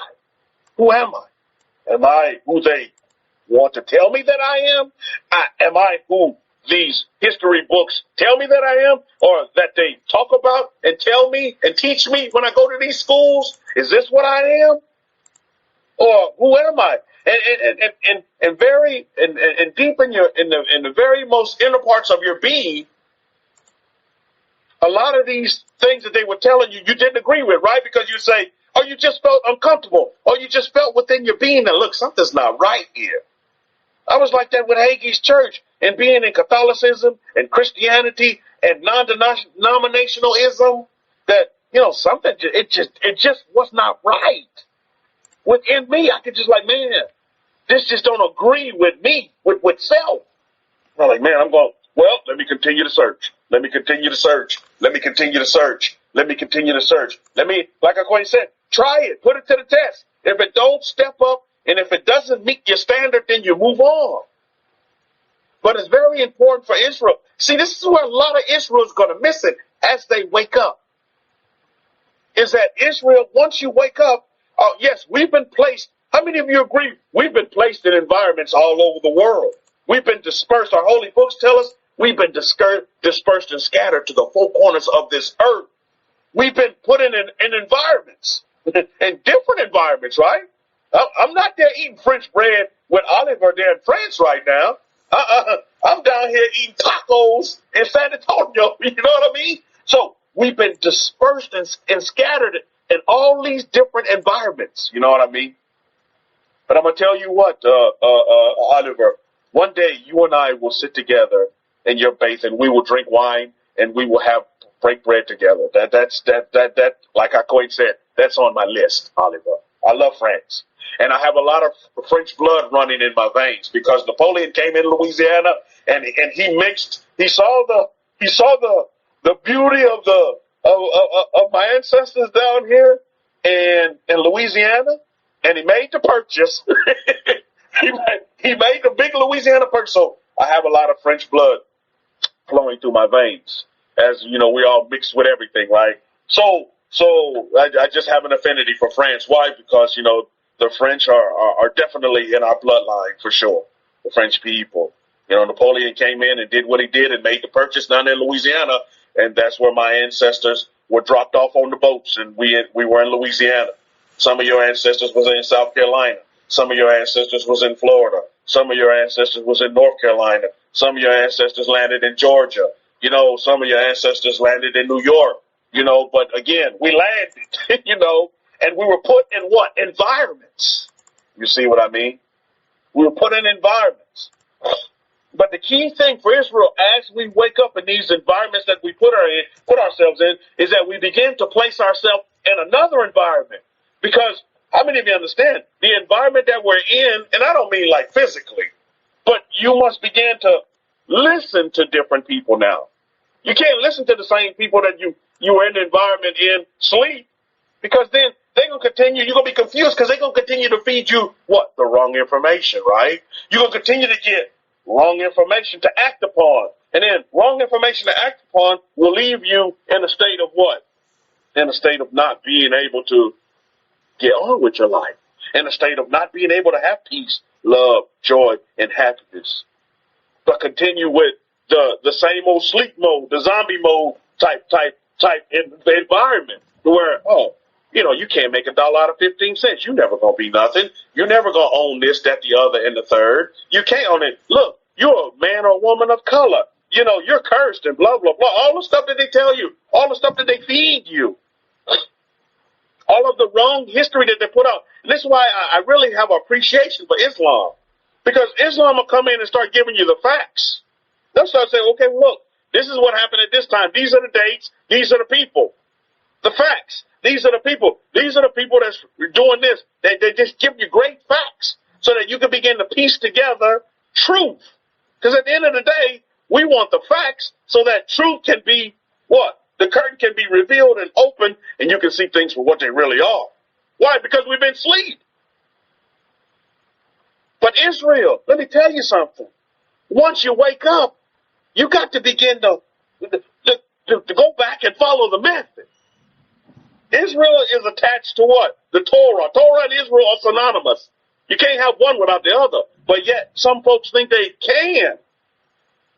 Some folks think they are. Well, I can be an Israelite without the Torah. No, you can't. You can't be a Hebrew without having the Torah. You just can't be. You may call yourself a Hebrew, but does that make you a Hebrew? You see? Because a Hebrew is going to look at you what? What are you doing? If you're still over there eating food that we're not permitted to eat, but you say you're a Hebrew, does that make you a Hebrew just because you say it? And you're in there having a big pork chop sandwich and a glass of milk. You know what I mean? So for Israel, it's very, very important. And I want to say this to the family, and I want to encourage all of you to spread the word on this as well. Is it just like, Hakoy said it, I'm going to say this more than once because it's very important that we understand this, is that Israel, to follow the method, once you wake up, you got to begin to follow the forever methods of our forefathers. You just can't call yourself a Hebrew. You just can't call yourself an Israelite. Now you must begin to understand the doings of our people. Well, where are you going to go to understand the doings of our people? We must go back and we must begin to follow the pattern. What's the pattern? The pattern is the priesthood. We must go back and we must begin to humble ourselves before the priesthood so that we can get understanding. That's Aaron and his sons, by the way, not the Pope in Rome, so that we can get understanding on what we need to be doing and how we need to do it. That's the pattern to teach us. We need to be taught. Teach us how to be Hebrew. Teach us how to do Hebrew. Teach us how to live Hebrew. I want to live like Moses. No disrespect. I'm not trying to live like Jesus. I want to live like Moses. No disrespect to Yahushua, who some hold up as the Messiah, who some say was the Messiah, who some waiting on him to come back. But the Torah tells me that I don't have to wait for somebody to come back because I already have protection. And in April, following the Hanukkah calendar, in April I'll be celebrating Passover, the festival of protection, because I have protection. I have prosperity now. I don't have to wait for it. You know what I mean? You see, a lot of folks, they want to be Israelites, they want to be Hebrews, they want to do, but nobody wants to go back and follow the method. Nobody wants to go back. You see, nobody wants to do what? And I titled this lecture, Why a Tent? Why a tent, Miss Baha? And let's read some, because I want to read from the Abrahamic-Faith Bible, the Hidden Truth and Break Scrolls. You don't have this Bible, add this one to your collection.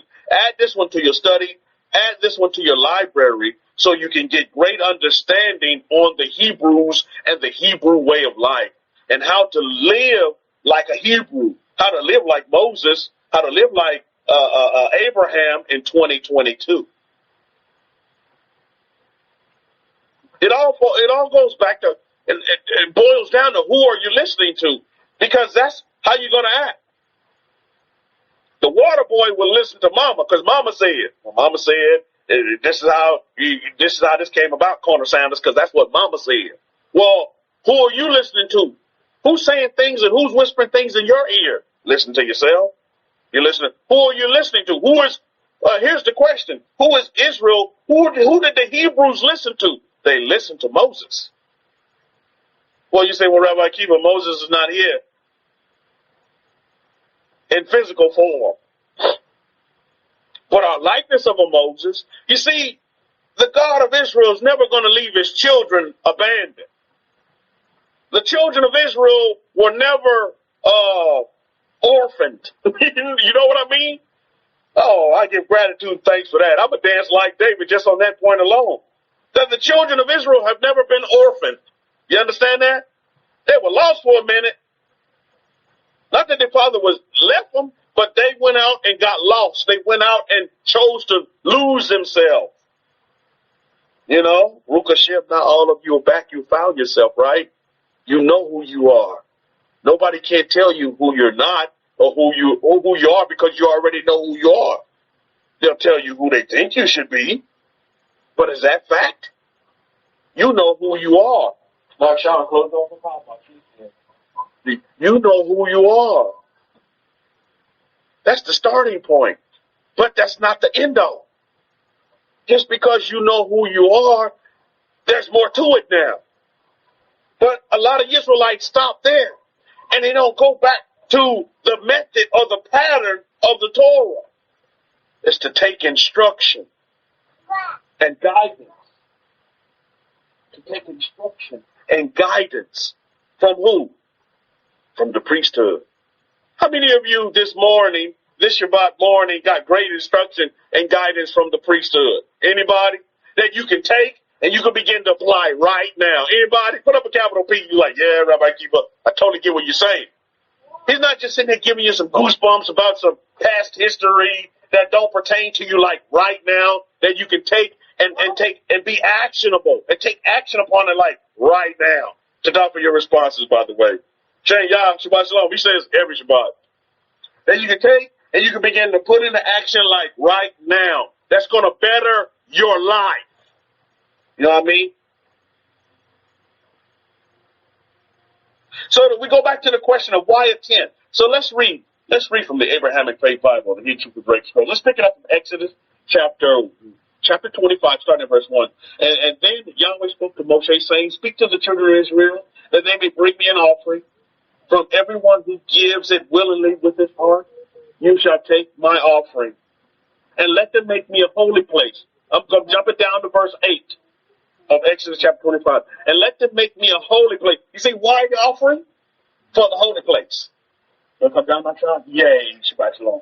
You want to tell the family Shabbat Shalom? Okay, you go to the feet. So why an offering? For what? Again, verse 8 of Exodus chapter 25. And let them make me a holy place. And get what's said here, that I may dwell among them. For you early birds that were in the room, we had a little bit of discussions, right? We were just talking about what? You know, house cleaning and what's in your house. You see, the Most High wanted to establish, hey, stop trying to quiet. Quiet. The Most High wanted to establish his house here on this earth. And in this parsha, he goes about the things that were in his house.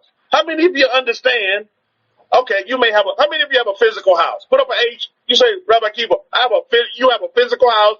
You live in your house. This is your house. You're paying the mortgage on it, or it's paid off for. The one of the many houses that you're going to have if you desire to have many houses. How many of you live in a house? I say, yeah, Rabbi Kefa, I have a house. Now, when you got that house, was it fully furnished? Did it have everything in it that you needed? No, it didn't.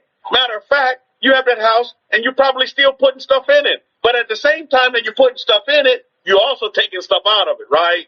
Like you wanna keep your house modernized, or there's things that you want to add to or take away from as some things get old. Like I'm gonna be making some circulation for some new TVs, you know. Actually, now Sean broke one of my Kohen with one of my canes. He just started to swat, and then I think he was practicing his yeah. Oh, okay. Well, you go there and go see mommy. Yeah. So he hit the TV with one of his little sticks, and there goes the TV. Down goes Frazier. So again, you begin to purchase. You make purchases. You circulate money. So you get things in your house. You take things out. You get things in your house. You take things out. And the nations, they call it spring cleaning. Sometimes they devote, sometimes every year, that way they get together and they'll clean their house. They'll spring cleaning, they'll take some stuff out and they'll add to it. But again, see, we have a physical house, but at the same time, we also have another physical house. And that's you, yourself, the individual. Exodus 25:8 says, let them make me a holy place that I may dwell among them. Note that the Most High, the God of Israel, the God of Abraham, Isaac, and Jacob, the God of Moses, he didn't say that I may dwell in the house. He said that I may dwell in the house. No, that he may dwell among them. You see? And like I was telling you all earlier, I went to the ruins of the house of Israel, of the temple site in Israel with HaKohen. And believe me, it's in ruins. It's like rocks. And they're doing excavation, and you can kind of see where the walls used to be. You know what I mean? It's not up anymore. It's not upright. It's not standing. It's not a standing temple today. I'm going to talk about this in this lecture. So that even gives us more flexibility when you look at it in a way, and more reason for us to cling to the Kohen so that we can get instruction and guidance on how to live in 2022, how to better our lives in 2022, how to take care of our families in 2022. This is important to understand, right? So you have to put yourself, Israel, you can't be in the same environment that you were in when you were asleep. You have to move on into another environment. So the question is, why a tent? That dwelling place was a tent. It wasn't a building made of rocks and stone. Now, Charles, why? It wasn't a building made of rocks and stone. It was a tent. Can anybody tell me why a tent? Why would the Most High choose a tent, in your opinion? Why would the Most High choose a tent? Any takers? Why a tent? Why a tent? I want you to understand. I thought he mentioned method. Why a tent? Any takers? Anybody want to text in? Bishaw said, it keeps moving. Whoa, Bishaw. That's a good opinion. Flexibility. Movable. It says lion princess. Shabbat shalom to you, lion princess. He wore a sojourner, says Adelia. Staya says flexibility.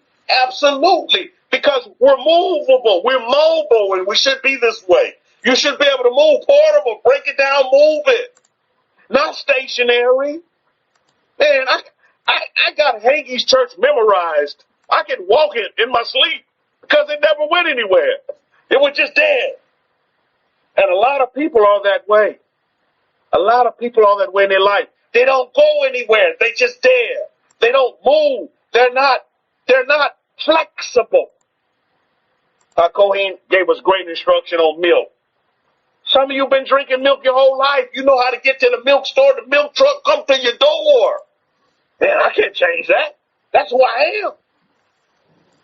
You're not flexible. You're not movable. You're not willing to change your environment. You see, so Israel, when you wake up, as you're woke, now you must begin to change and move your environment over to the priesthood. And the environment going to be, and then the priesthood going to begin to teach us our new environment and how we do things and how we did things and how we are going to continue to do things. Because it's all in our doing, and we need to be great practitioners. And he gave us a great example. And I must talk about this because this is very important. You know, people take our holy books. They'll take from our holy books. They'll take from our Torah, the first 5 books of the Bible, and they begin to use it, and they'll begin to judge the nations. How many of you know folks like that? And they'll begin to take words. They'll begin to take scripture. And they'll begin to take phrases out of our book, and they'll begin to judge the nations with that. And that's totally wrong. That's misapplication. That's misapplication of our Torah. Number one, all you Israelites, you Hebrews in the room, you must understand that you're currently not in Israel. And if you were in Israel, they even have a secular government in Israel today, right? So the government of the Most High is not predominant in Israel. Baruch Hashem. Baruch Hashem. Good time scroll, everyone is welcome here. We're descendants of Abraham. Doors are open to all. Baruch Hashem. So it's very, very important that we understand it, is that, listen, we're to cultivate light in the nations, right? We're not to be light dimmers. We're to do what? Illuminate light to the nations. And I go and talk to her. It's so beautiful. He talked about this past, celebration that they celebrate love. I mean, my goodness, is our Father not love? Is love not in our DNA? So if somebody want to come up to you and give you some Valentine kisses, Valentine whatever, chocolate, so be it. But I'm not going to sit here and be judgmental and tell them, oh, you Gentiles, you're going to hell, blah, blah, blah. Because I'm in their nation. This is what they do. I'm a stranger. I'm mobile. I'm a sojourner in your land. I'm flexible. I understand. I understand what you're really saying. I'm not going to sit here and give them a history lesson on the origins of Valentine's Day, like Akoi said. What's the rationale in that? Am I going to gain a great relationship in doing that? Because that's what I want to do. I make great relationships. That's what I do. Whether you love me or you hate me, I'm going to have a great relationship with me, with you and with myself, by the way. Why? It's because I respect you. I respect you. We can agree to disagree. I'm in the nations. It's going to be easy to love me. You know what I mean? Unless your baseline is hate. Unless your baseline is angry and hate. Unless your energy, unless you hang on the negative forces. You see? You embrace negative forces, then, that's just who you are. That's your character. But we must assess each and every individual on an individual basis. You're just not going to sit here and group everybody. Oh, well, because you're like that, then all of you kind of people are like that. That's just not fair. That's not just, and that's just totally not right. You know what I mean? So we sit here in these nations, and we don't use our Torah to bash the nations. We use our Torah to bring peace to the nations, to bring love to the nations, to bring joy to the nations, and to bring happiness to the nations, right? That's what our Torah is for. But we can't do that unless we have that within ourselves. And so when folks present that to you, their happiness, their peace, their love, their joy to you, you don't reject that, you receive it. Because you're just you're attracting to yourself what you really are. So if love is coming to you, it's why? It's because you're the father of love. You're the mother of love. Baruch Hashem. That's who you are. And that's who you say you are. And that's what you will be. What you say you will be. Because that's what you say. And you manifest what you say. Because that's what you believe. When it all boils down to it, this is not a rumor about a religion. This is a rumor about a way of life and how you want to live your life at the end of the day. How you want to live on your terms, how you want to live your life. What's going to give you peace, love, joy, and happiness at the end of the day. It's a method to it. But you can go on YouTube, where some of you are listening on right now, and you can see how they have taken the Torah of Moshe, and they're using it to bash people, and they're using it to condemn people, and they take knowledge, because they know some knowledge, and they take it and they use it against the people to divide, not to bring together, but to divide, not to multiply, but to divide and to separate. That's not the intention of the Torah of Moshe. Totally not. That is not the desire of the Torah of Moses, to divide. The Torah of Moses, the laws of Moshe, is to bring together. It's to bring all who want to come in. Like the person that came into the room. I'm not this, I'm not Hebrew, but can I be here? Yeah, sure you can be here, no problem. You're a human being. You're part of humanity. Oh, you're welcome. Come on. Come on in. Learn something about yourself. Learn how to be happy with yourself. Learn about yourself. Learn how to establish a relationship with yourself. Why? It's because we're kids. We're mobile, baby. But more importantly than that, it's very, very important for us to understand this. It's just like the Most High is dwelling with us. The God of Israel is dwelling with us right now. He's in France with you. He's in the UK with you. He's in Pakistan with you. He's in North America with you. He's wherever you are. It's not about the physical building. It's about the physical building. You. It's not about the brick and mortar. It's about the blood. It's about the skin. It's about the water. You know, your body's made up of what? It's made up of organs that facilitate what? Are facilitated by what? By blood, by water, by minerals. How can we mention calcium? Is that not a mineral? Study your periodic table. Your body's full of it. When the Torah tells us that the Most High, He formed man from what? The dust. Dust got a lot of minerals in it. I remember playing with my sister as a young lad, knee-high to a tadpole. And she used to make them bud cakes with a little Betty Crocker baker. You know, we out there in the garden, she's making these mud hamburgers. She's like, hey, you want to come eat my hamburgers? So I'd go over there, and just to appease my sister, I'd eat the mud hamburgers. Like, oh, you eat mud.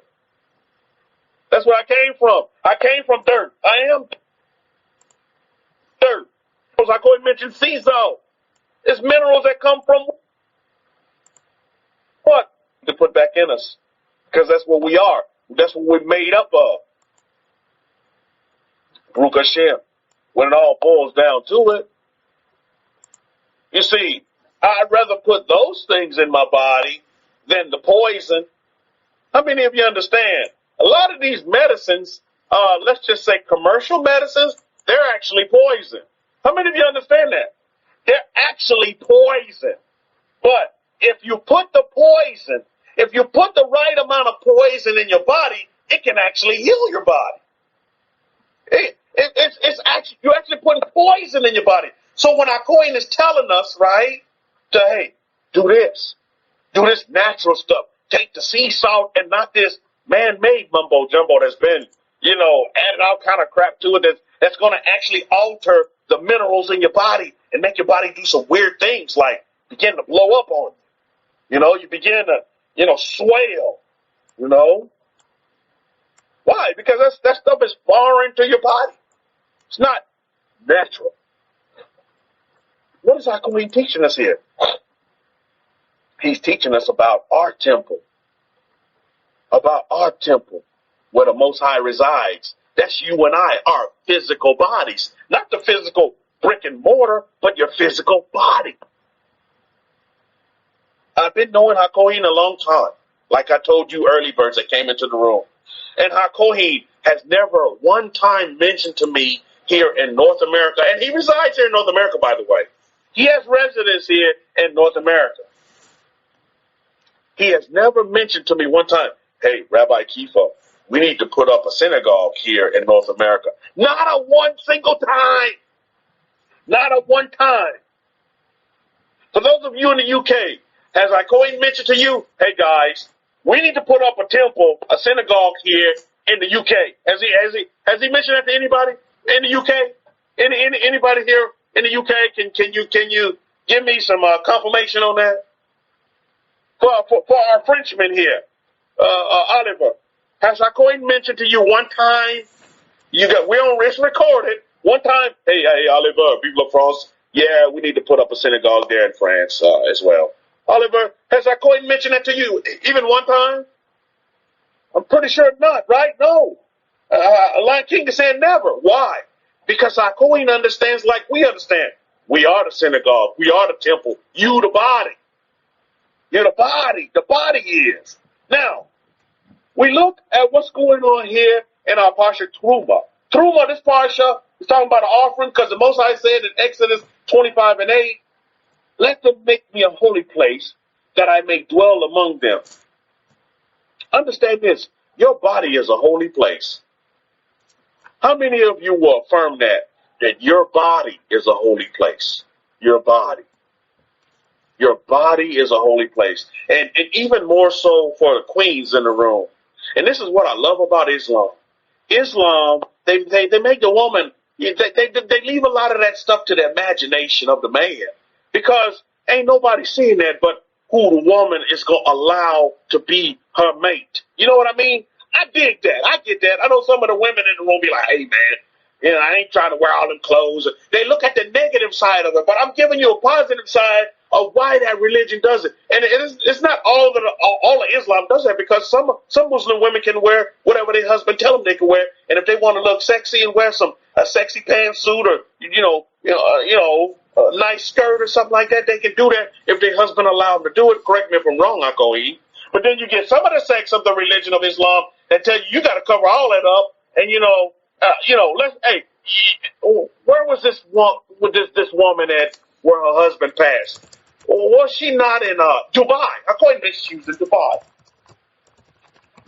And I need to say this.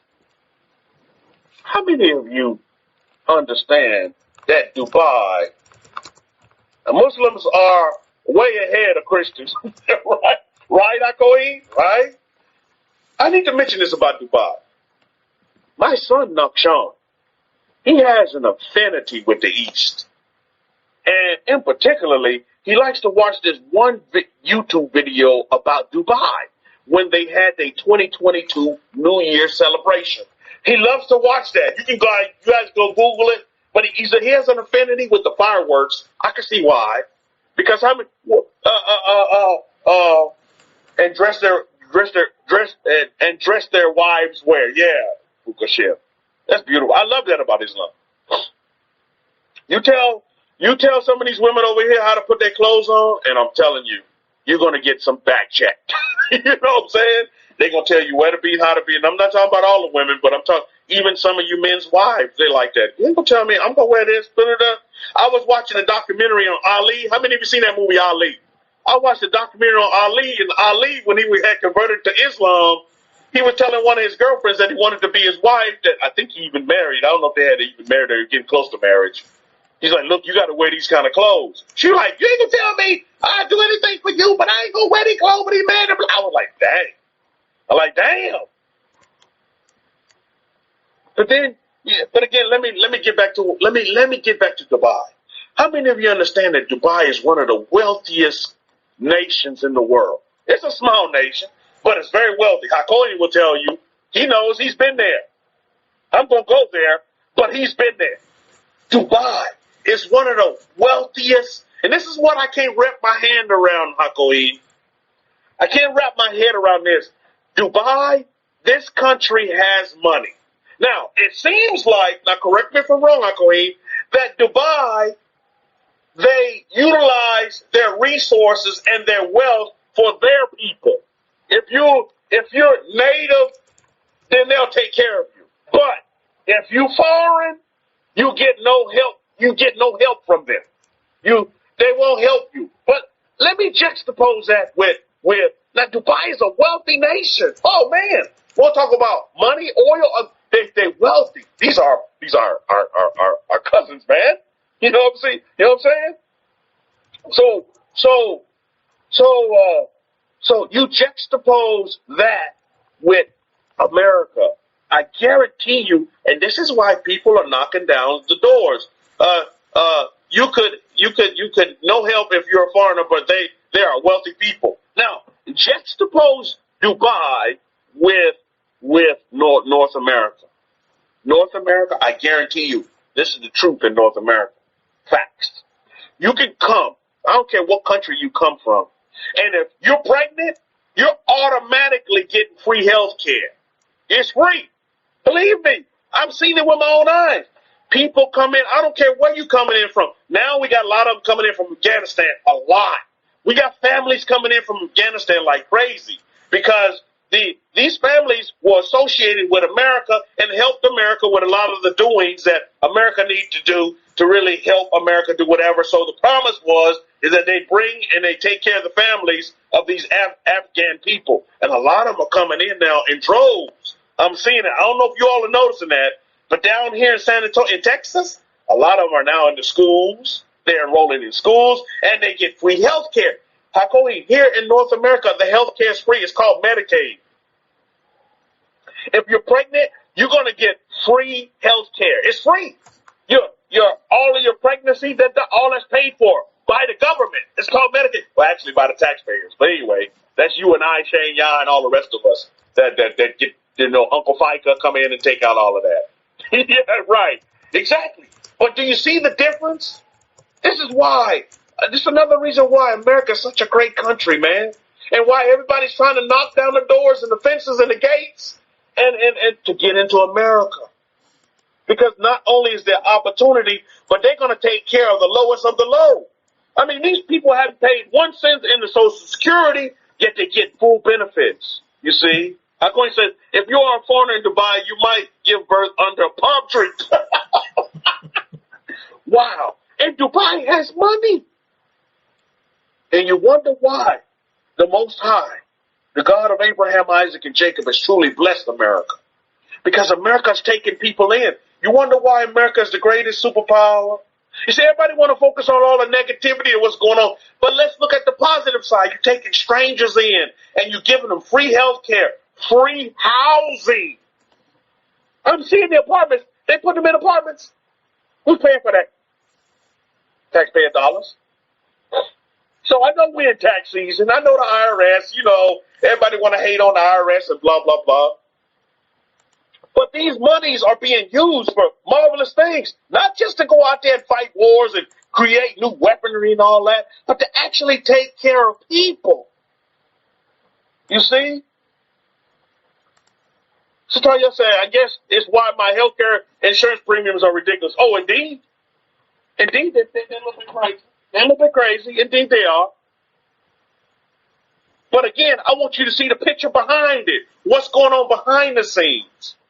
Don't just think negative like, oh, yeah, they making money off of me and blah, blah, blah, and blah, blah, blah, and blah, blah, blah.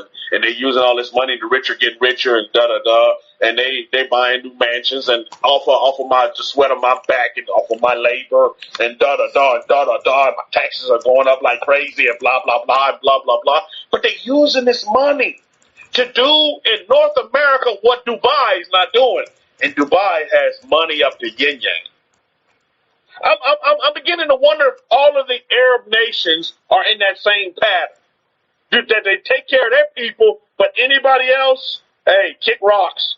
Palm tree for you, baby. You know what I mean? I'm beginning to wonder if all of the so-called Arab nations in that region have the same action process. Oliver says, I spent 1 year in the U.S. as an exchange student. I love the country and the people. Focus him, Oliver. And America loves you too. Yeah, I know the French love America because they came in here and took the Louisiana Purchase, and they owned a lot of America at that time. For those of you who understand your history and was awake during history, the French come in and they own America from the south all the way up to the north, all the way up to Canada and all that. That was the Louisiana Purchase. It just wasn't a little piece of Louisiana that looks like a boot today. My goodness, that went all the way up to what? To Canada. Sheesh, Louise. Hakohi says Americans are good people helping others in the world.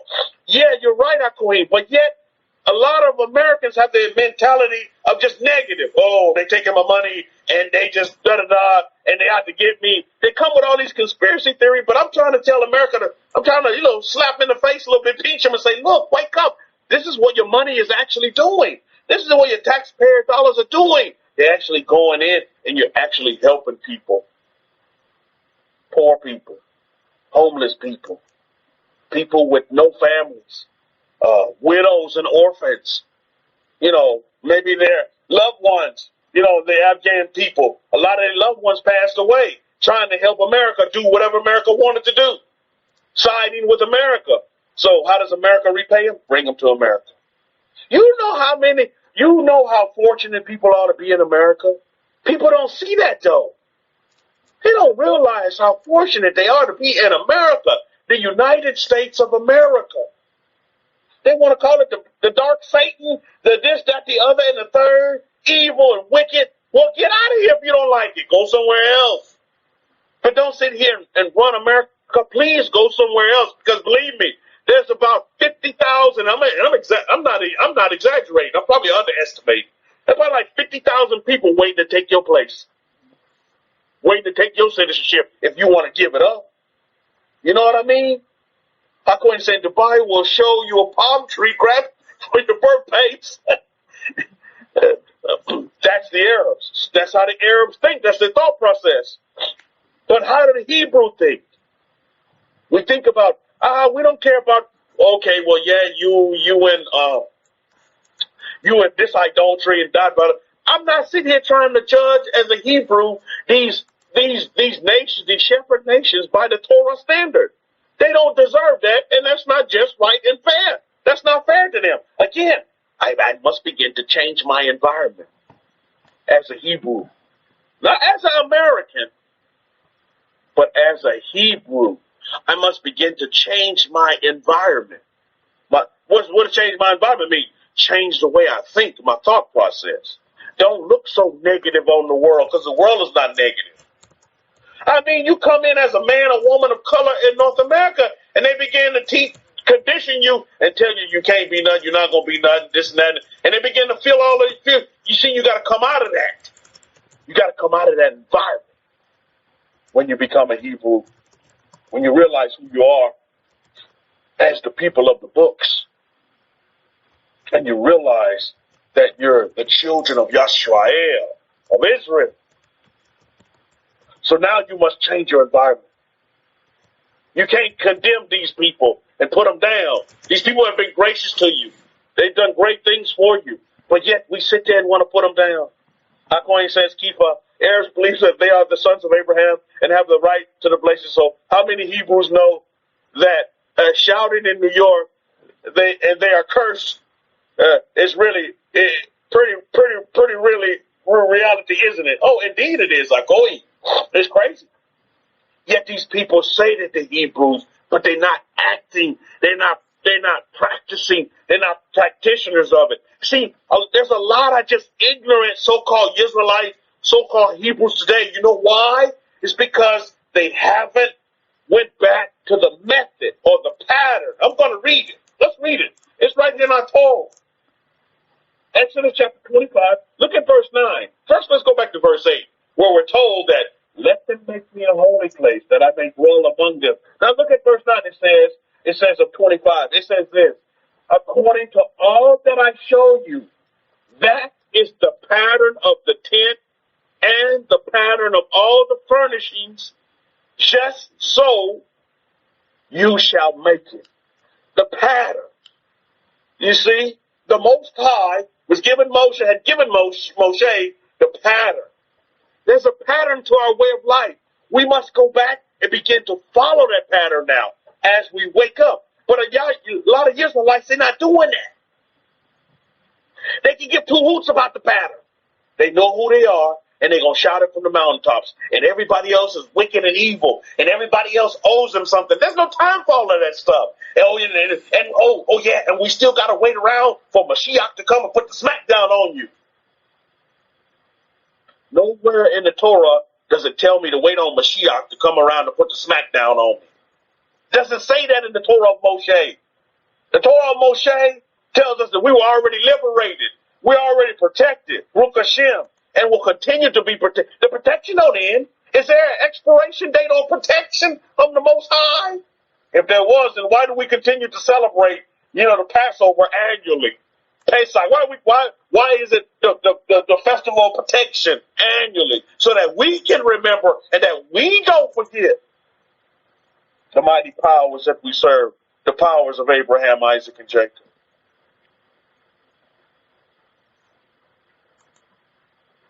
Why are we not running around shouting that we have, full right to the blessings as well? I don't see people shouting that on the corners. I go eat. Yeah, we Israelites, we have the ability to have the blessings. Well, how do you get the blessings? You still with your hand out, wanting to get them from the man?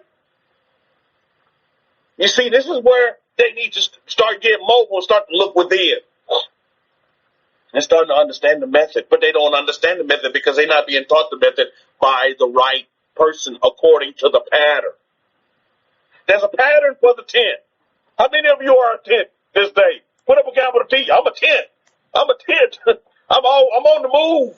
I'm mobile. I'm flexible. I'm a tent. Shoot. So there's a pattern to me, right? Now, what you want on your tent, that's up to you. Our Queen gave us some great things to put in our tent.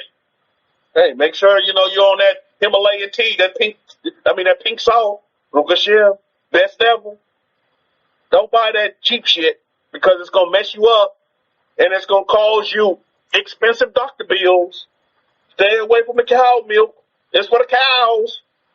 You know what I mean? Stuff to put in your tent. See, just like I told you, just like you have to take stuff out of your house, you got to put stuff into your house, into your dwelling place. That's going to benefit.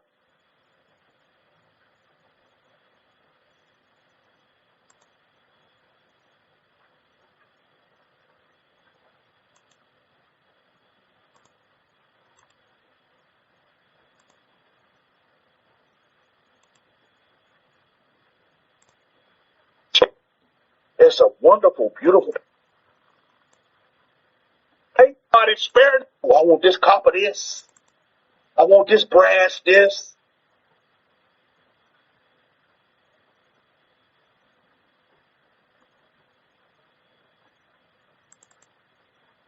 Deserve the best. I deserve the best. Don't settle. That's the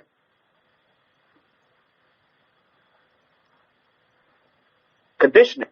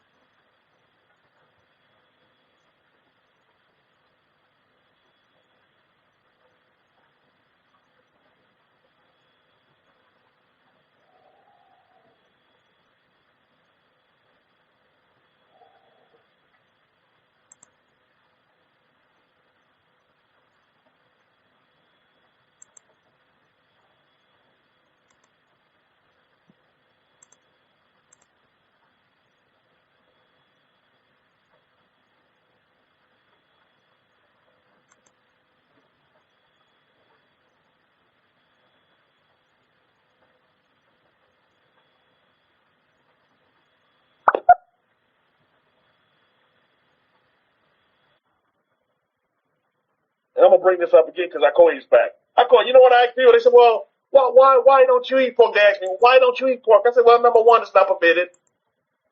And I said, well, number two, I like to eat porky pig outside. But when it comes to putting things in my body, I said, I'm a king, man. I said, I'm a king. I want to eat the best of the best. I said, if you had to pick one meat in the world to eat, what would it be? Pork? And majority of the people that I talk to, you know what they say? The answer is not pork. You know what they want? They say, where's the beef? They want the beef. They want that steak. They want that sirloin steak. I said, well, then why don't you eat sirloin steak? Put it in your body. And believe me, Christians know this because they say it all the time. Oh, my body's the temple of the God. Well, what you putting in your body? You got a clean temple?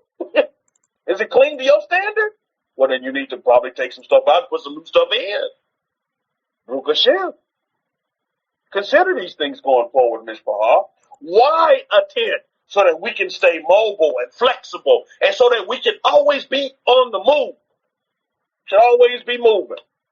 We're movers and we're shakers, Israel. That's what we are, Hebrews. We're movers and we're shakers. And our reputation is our doing, is our action. It's what we do. That's how people remember us. It's not what you say. It's what you're doing. Man, you see what that man did? Man, did you see what he did? You see how he helped them people? Man, you see what that's the record right there. That's the legacy. What are you doing?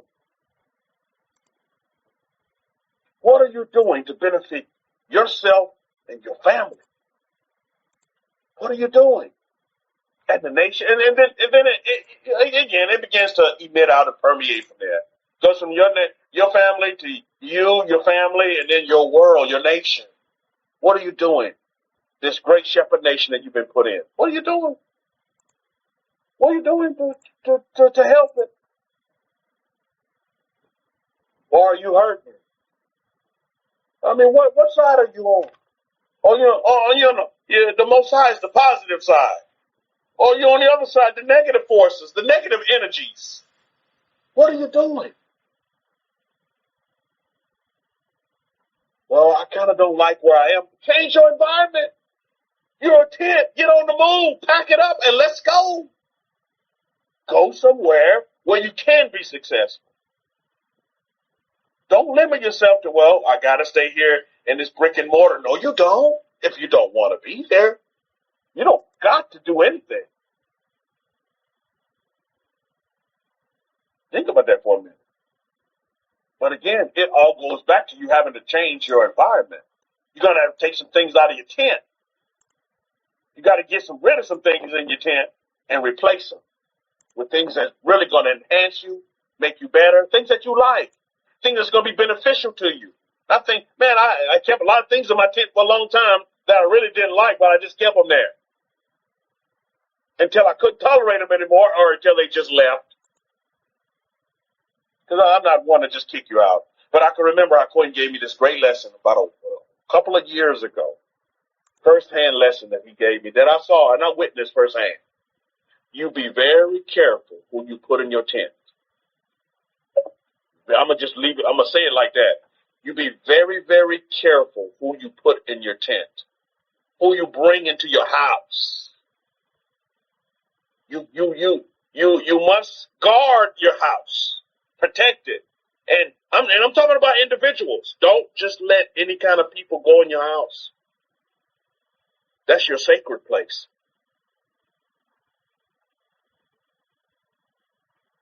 You got to think about the protection of your family. So you just don't be bringing any old Joe Blog into your home. Yeah, they may come with a good game. They come looking like sheep, but underneath they wolves. And all they want to come and to do in your home is disrupt and cause confusion. You be mindful of this, family. You be very careful who you allow in your home, who you allow in your tent. Because a lot of things that you allow, they come into your house. Yahya 1:10 says, I'm sorry, that's it. Sadil Yah says, women, take heed of know what I mean. That's good. That's wisdom there.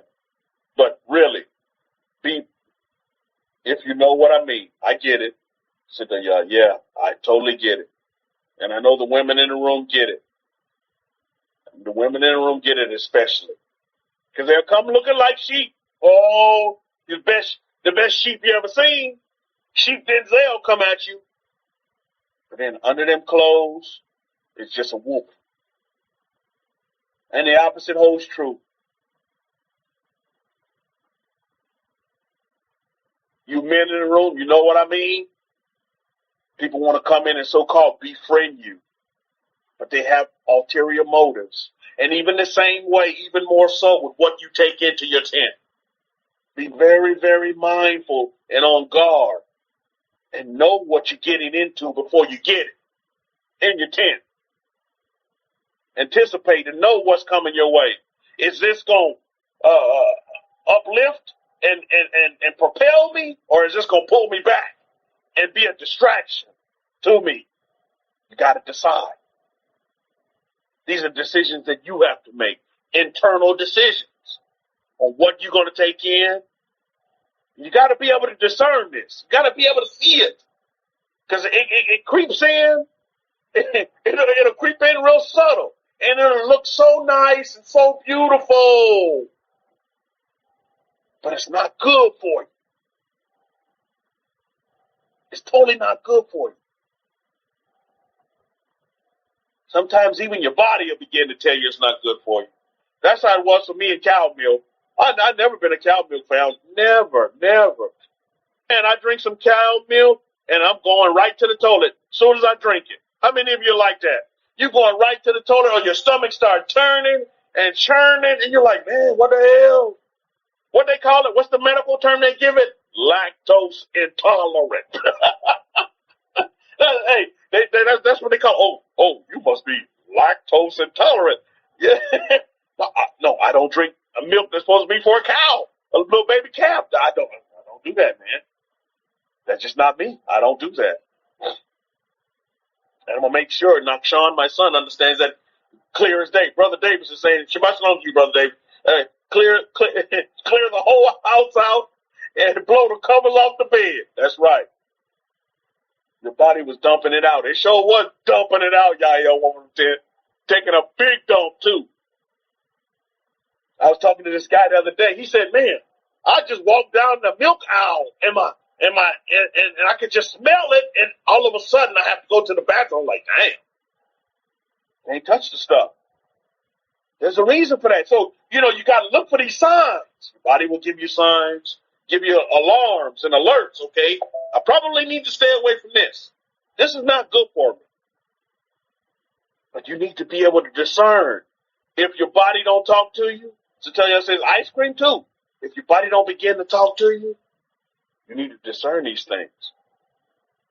And I mean, Mother Earth gives us so many great things that we should be eating. And back to my Indian brothers and sisters. My goodness. How many of you love some curry? I was talking to one of my nurse friends the other day. Boy, I love me some curry. And she was like, oh, wow. For the first time, she's Hispanic. She said, I cooked curry for me and my son because we meal planned because I cook one time for the whole week. And she said, I got this recipe for curry.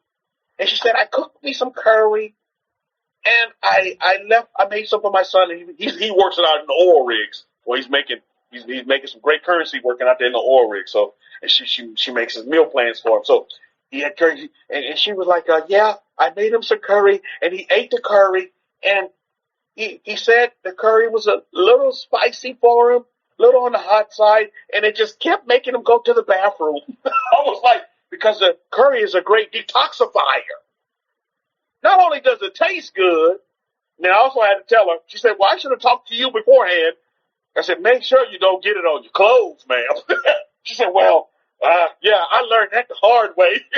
But anyway, I mean, Mother Earth gives us so many great ingredients, spices, and great things that we can enhance our permitted foods to eat that's going to make our bodies and keep our tent mobile, you see, and flexible and able to be on the move when we need to move and not move because we can't move because we laid up in some man's hospital. You know what I mean? And you got Rabbi Kefa having to take care of you because you're laid up in somebody's hospital. No, man, that's not for us. We the people of the books. We the people of promise. And one of those promises is, look, man, those illnesses of the nations, diseases of the nations not going to come nigh to you. Not going to come nigh to me. That's what my promises say. I don't know about yours. Shoot, it's in the contract. It's in the covenants, man. So then what do we have to do? We have to begin to practice those things that's going to assist us into not getting these particular kind of ailments.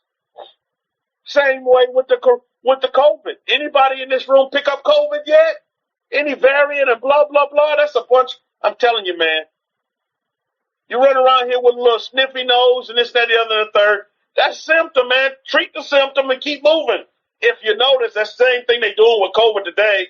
People with COVID are not running to the hospital. What are they doing? They're quarantining at home and they treating the symptoms. It's just the freaking flu, man. I mean, you gonna call the flu COVID? Everything's COVID. Man came in here he had dislocated his thumb. Oh, you got COVID. I'm like, what the hell? How dislocated thumb gonna take you to COVID? See, they want to press everything on COVID because they want to keep you in fear behind this freaking COVID, which is nothing but a freaking virus. Come on, man. Wake up. I don't run in fear. Fear is not in my tent, and fear shouldn't be in your tent either. If fear is in your tent, you need to kick it out. Fear is not in my tent. But you see, the whole world is running in fear behind a virus. But you're not. I'm not, and I'm not going to allow that to happen to me or my family. I'm just not going to allow it. And you all should be the same way. I'm not going to allow that to enter my tent. So that's when I titled the lecture, "Why a Tent?" That's why a tent. So we can move, we can stay mobile, and we're able to change our environments as we need to move and change our environments for our benefit. Change your environment on food intake. Change your environment on water intake. Water is very important. It's very important that we get our water, right? So we want the best quality of water to take into our tent, right? That's very important. These are basic principles that Hagee's not going to teach this stuff. I mean, he ain't going to teach you about pop water you need to take, or, hey, Hagee's definitely going to tell you to stay away from milk. Shoot. They're not going to do these things. It's important that we do these things. It's important that our Queen teaches us how to take care of our tent, what to put into our tent, what not to have in our tent. This is the difference between Israel, who goes back to the methods, back to the pattern that we see there in Exodus 25 and 9. This is the pattern of the tent.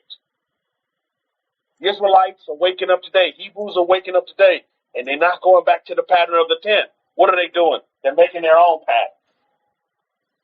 Is it helping them? Let's look at the fruits on the ground. Let's look at the physical manifestation and presentation. Is it helping them? And like Hakohi said, if it's working for you, keep doing it. Queen Black Damsel, Baruch Hashem. If it's working for you, keep doing it. Welcome to the room. Haven't seen your name here, but you're welcome here. You're welcome to come back. Bring some friends too. Because in this room, you're going to learn how to live life. Torah is life, and you're going to learn how to live life. Bring all the blacks, the browns, the yellows, even the Caucasian is welcome. Why you think we've been dispersed and scattered in all these nations? To be a benefit to the Caucasian, not to put them down. Because when you look at the mixing, some of these folks they so-called Caucasian actually have Hebrew blood in them. But you got to look at the mixing that we've been mixed in. Ain't nobody 100% of nothing. you know what I mean?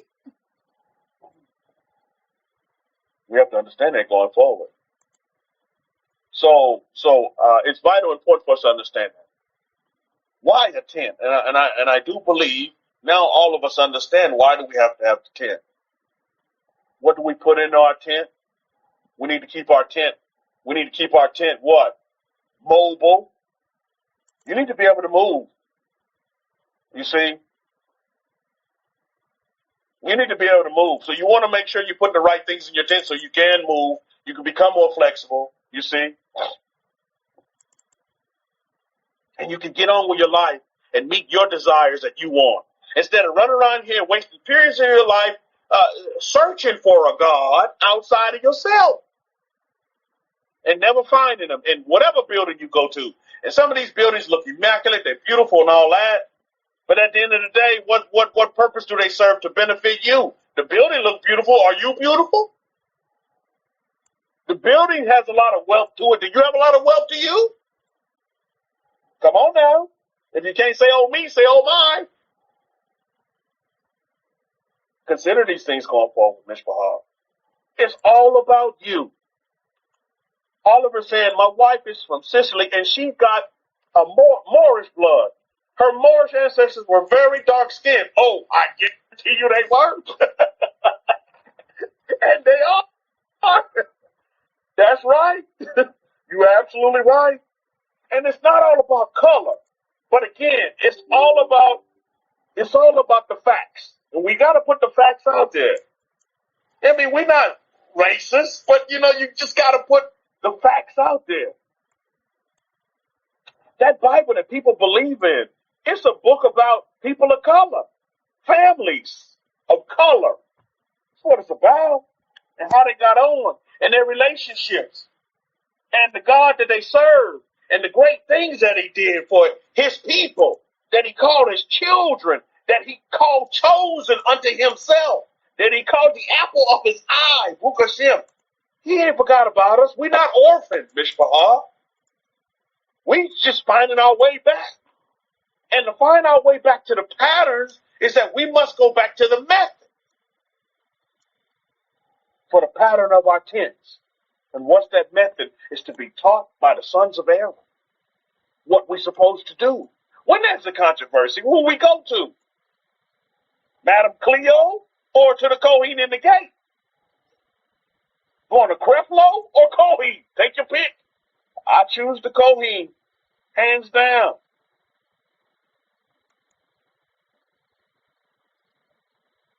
The priest of Israel. Give me guidance, and because that's the pattern. Well, why we have to do that in 2022? Because that's the pattern, and our God don't change. He's the same yesterday, today, and forever. Torah don't change. It evolves because the world is evolving, but it don't change. It's just full of love, peace, joy, prosperity than it was when Musa offered it and he meant it in scroll. It don't change. No, these men are taking it and added to and taken away from it and took pieces out and started their own stuff. But so be it. That's them. I'm not going to waste my energy on what they're doing because I'm concerned with my doings and my tent, my family, my tent, my prosperity. I'm looking at my promises and saying, hey, man, I'm supposed to have this now, not when Mashiach comes. I'm not waiting on Mashiach. Mashiach done came for me. You know what I mean? Now, I'm like right now. That I don't have to wait for the Torah to kick in once the rapture happens. I'm not waiting on none of that stuff. It's right now. Torah is alive and well right now and will work for the individual right now if they practice it the right way and follow the method, the methodology of it. Not many folk are teaching that. Too many people are putting themselves in the judgment seat. They want to be judges. Well, I'm going to judge you for what you did to my people and our ancestors, and I'm going to judge you for that, and I want some reparations, and you guys did us wrong, and you guys are of the devil, you of your father the devil. I don't have time for all that. I he talked about him on the corner, shouting out all that stuff, white devils and this. I don't have time for that. I'm not here to teach white people where they came from. That's not what I'm about. I'm here to foster. I'm here to illuminate peace, love, joy, and happiness to everybody that's around me. Starting with myself first. Black queen damsel. I must begin to love myself first before I can love anybody else. That relationship I need to have need to be with me first. I need to romance myself. I need to love myself, be happy with myself, be at peace with myself. And then, well, what's going to happen when I do that? Then I'm just going to be, perfect law. Universal principles. Then what am I going to attract? What's coming my way? Karma going to bring to me those same things. And I'm going to attract people that have that same process. You know what I'm saying? That's what's going to happen. I can't sit here and put myself in the judgment seat condemning folks for the past. I'm in the now. I have the ability to change my situation. I'm not going to look back and get changed into a pillar of salt. No, because I'm on the move. I'm mobile. I'm flexible. I'm on the move. There's too many things going on. There's too many things that I want. There's too many things that I desire. That's what I'm focused on.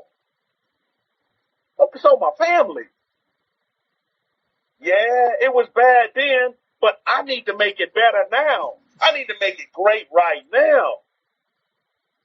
So my children and my children's children will have abundance going forward. And not only abundance, but infinite abundance.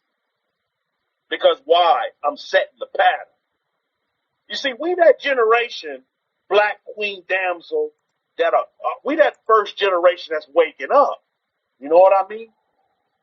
So it's paramount that we lay that right foundation for our future generations going forward to propel them into who they need to be and who they are. Not who they need to be, but who they are.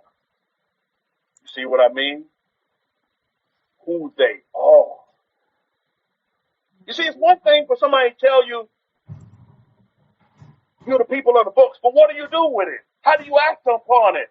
And if they don't go back to the pattern, they don't go back to the method, then they know better off than they was still sleeping. Because they're doing more harm to themselves than good. Because the Torah is a sword, and it can cut both ways, and you need to understand that. It can cut both ways. So if people around me want to bring me love, I receive love. If people around me want to bring me peace in whatever form, assalamu alaikum, salaikum salam, I bring it to me. Peace be to you too, brother. You know what I mean? I'm not going to sit there and condemn them. Oh, you and that nasty really Christians want to bring me some hallelujah. Bring me some hallelujah. I'll take it. You want to love on my ancestor, Yeshua ben Yosef? Bring that on too. I love that too. I love him too. You know what I mean? We need to get on the positive side of life. And that life is the Torah. That positive side of life. There is no life without the Torah. You living. You see? But there is no life without the Torah. You see, I promise life, and that life even more abundantly. Yeshua ben Yosef said, you're going to do these things and even greater things you're going to do than what you've already seen. Paraphrasing. You see?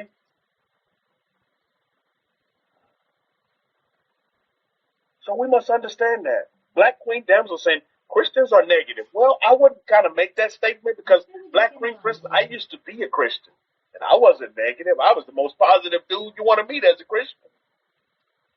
You know what I mean? See, we can't group them all.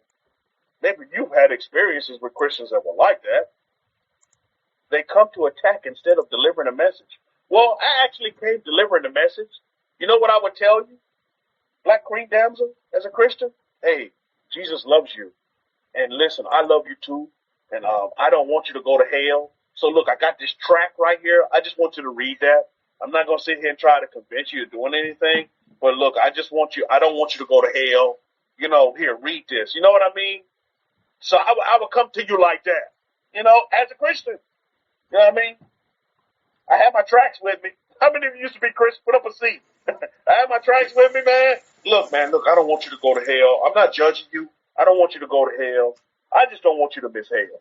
I want you to be in the rapture and miss, you know, that's what they taught me. That's the conditioning, you know what I mean? Oh man, I had that gift of gab with that. I hit them real good, and I'll be like, okay, here you go. Here's this track. God bless you. Jesus loves you. Hey, here's my big spiel. You know what? Jesus died on the cross for you. He died for you so that, you know, you can have eternal life. You know, and they take it. They take the track, and I'll be on my way. And I say, ooh, I saved another one from the pit of hell. You know, I mean, that's what I knew. That's what I thought. That was my conditioning. But I didn't come to you all negative. No, I was just the opposite as a Christian. I come to you, you know, full of peace and just love. Christians like to love. They some loving people. That's one thing about Christianity. And you see, this is why being in all these religions is a positive. I'm so glad Hakohen was in Islam, because I get that perspective, and I can go to Hakohen with these questions because he was in Islam. You know what I mean? Studied the Quran for a very young time, but he told you at a young age. So he knows it back and front and back. Same way. But how do you guys come to me? Oh, Rabbi Kefa, I don't know why I was in that religion so long and why I stayed a Catholic. You know why? Because now you can come back and not sympathize, but empathize with them. Now say, okay, yeah, I was that. But let me give you that perspective. You see what I mean? So it's not for negative. You got to see things for the positive. Put it in the positive light. You see what I mean? And that's going to better your tent. And believe it or not, you're going to attract all kind of people to you. Why? It's because you make yourself presentable. You attract, and people going to want to come to you instead of people wanting to run away from you. Why? Because you got this big bullhorn, and you're on a corner in New York, and you shouting down people with obscenities and calling them out, and yet you want to put the God of Israel in it, and you want to put Hebrew in it. Shame on you. I'm gonna stay far away from you. You know what I mean? You're not part of me, but yet they want to associate with us. So we have to show the positive side of that, of the Torah, not that negative stuff that they're doing over there. That's deterring people. And people begin to think, oh, all you people act this way? Are all Hebrews this way? No, we're not.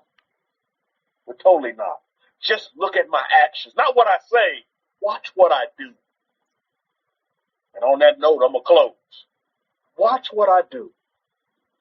Why a tent? I think we understand why now. Why a tent? So let's get out there and continue to do what we desire for ourselves. Meet our desires. Manifest great and marvelous things. Emit great light to these nations that we're in. Assist the nations. Help those folks that are around you in any way that you can.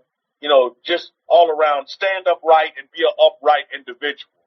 It was said of Abraham that he was what? He was an upright man.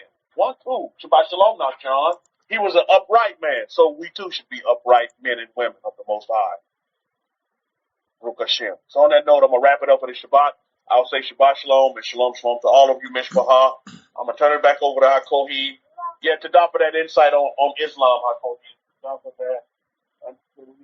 So yeah, they're all over the place. But I'm gonna turn over the mic. I'll say Shabbat Shalom. Hey, welcome all the newbies into the room. You guys are more than welcome to come back. This is the forum that we hear on the Shabbat. What time we come in, Sean? 8:30 Central Time here in Texas. You're more than welcome to come back. Okay, now Sean says Shabbat Shalom to all of you as well. Shabbat Shalom, Shalom, Shalom. Over you, Hakohi. Okay, yeah, Toda for that, Rabbi Kefa. I'm going to quote a verse from the Quran which will be quite relevant and which will be quite enlightening, because there are zombies in every religion, and this should actually tell you that manifestation law also exists in the Quran as well. So let's just pull up a reference. Let me see if I can find my reference over here. And I got about 50,000 windows open.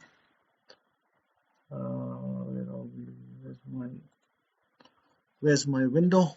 Let me pull up the file. Let's see. Give me a moment, because this might be relevant for some of you who might think otherwise. But here is a reference direct from the Quran regarding manifestation. وَأَتَّكُم مِّنَّ كُلِّ مَا سَمَوَاتِ وَإِنَّ تَعَدُّ نِعْمَةَ اللَّهِ لَا تَحْصُوهَا إِنَّ الْإِنسَانَ لَظَلُومٌ كَفَّارٌ. And He gives you of all that you ask Him, and if you count Allah's favors, you will not be able to number them. Most surely man is very unjust, very ungrateful. And that's from the 14th chapter of the Quran, verse 34. So what does that tell you? That manifestation law also exists in that book as well, in that holy book. Now, of course, you go to these so-called clerics. They are just as robots as everybody else. They're just like robots like the pastors, and there's no difference to them, and they hardly understand what that even means, because they think that you have to sit there, pray 5 times a day, and then get something, and that is not true. Okay, so with that, Torah law is supreme. Torah is king. So with that, have a great, wonderful weekend. We'll speak to you next week. Shabbat shalom, shalom, shalom.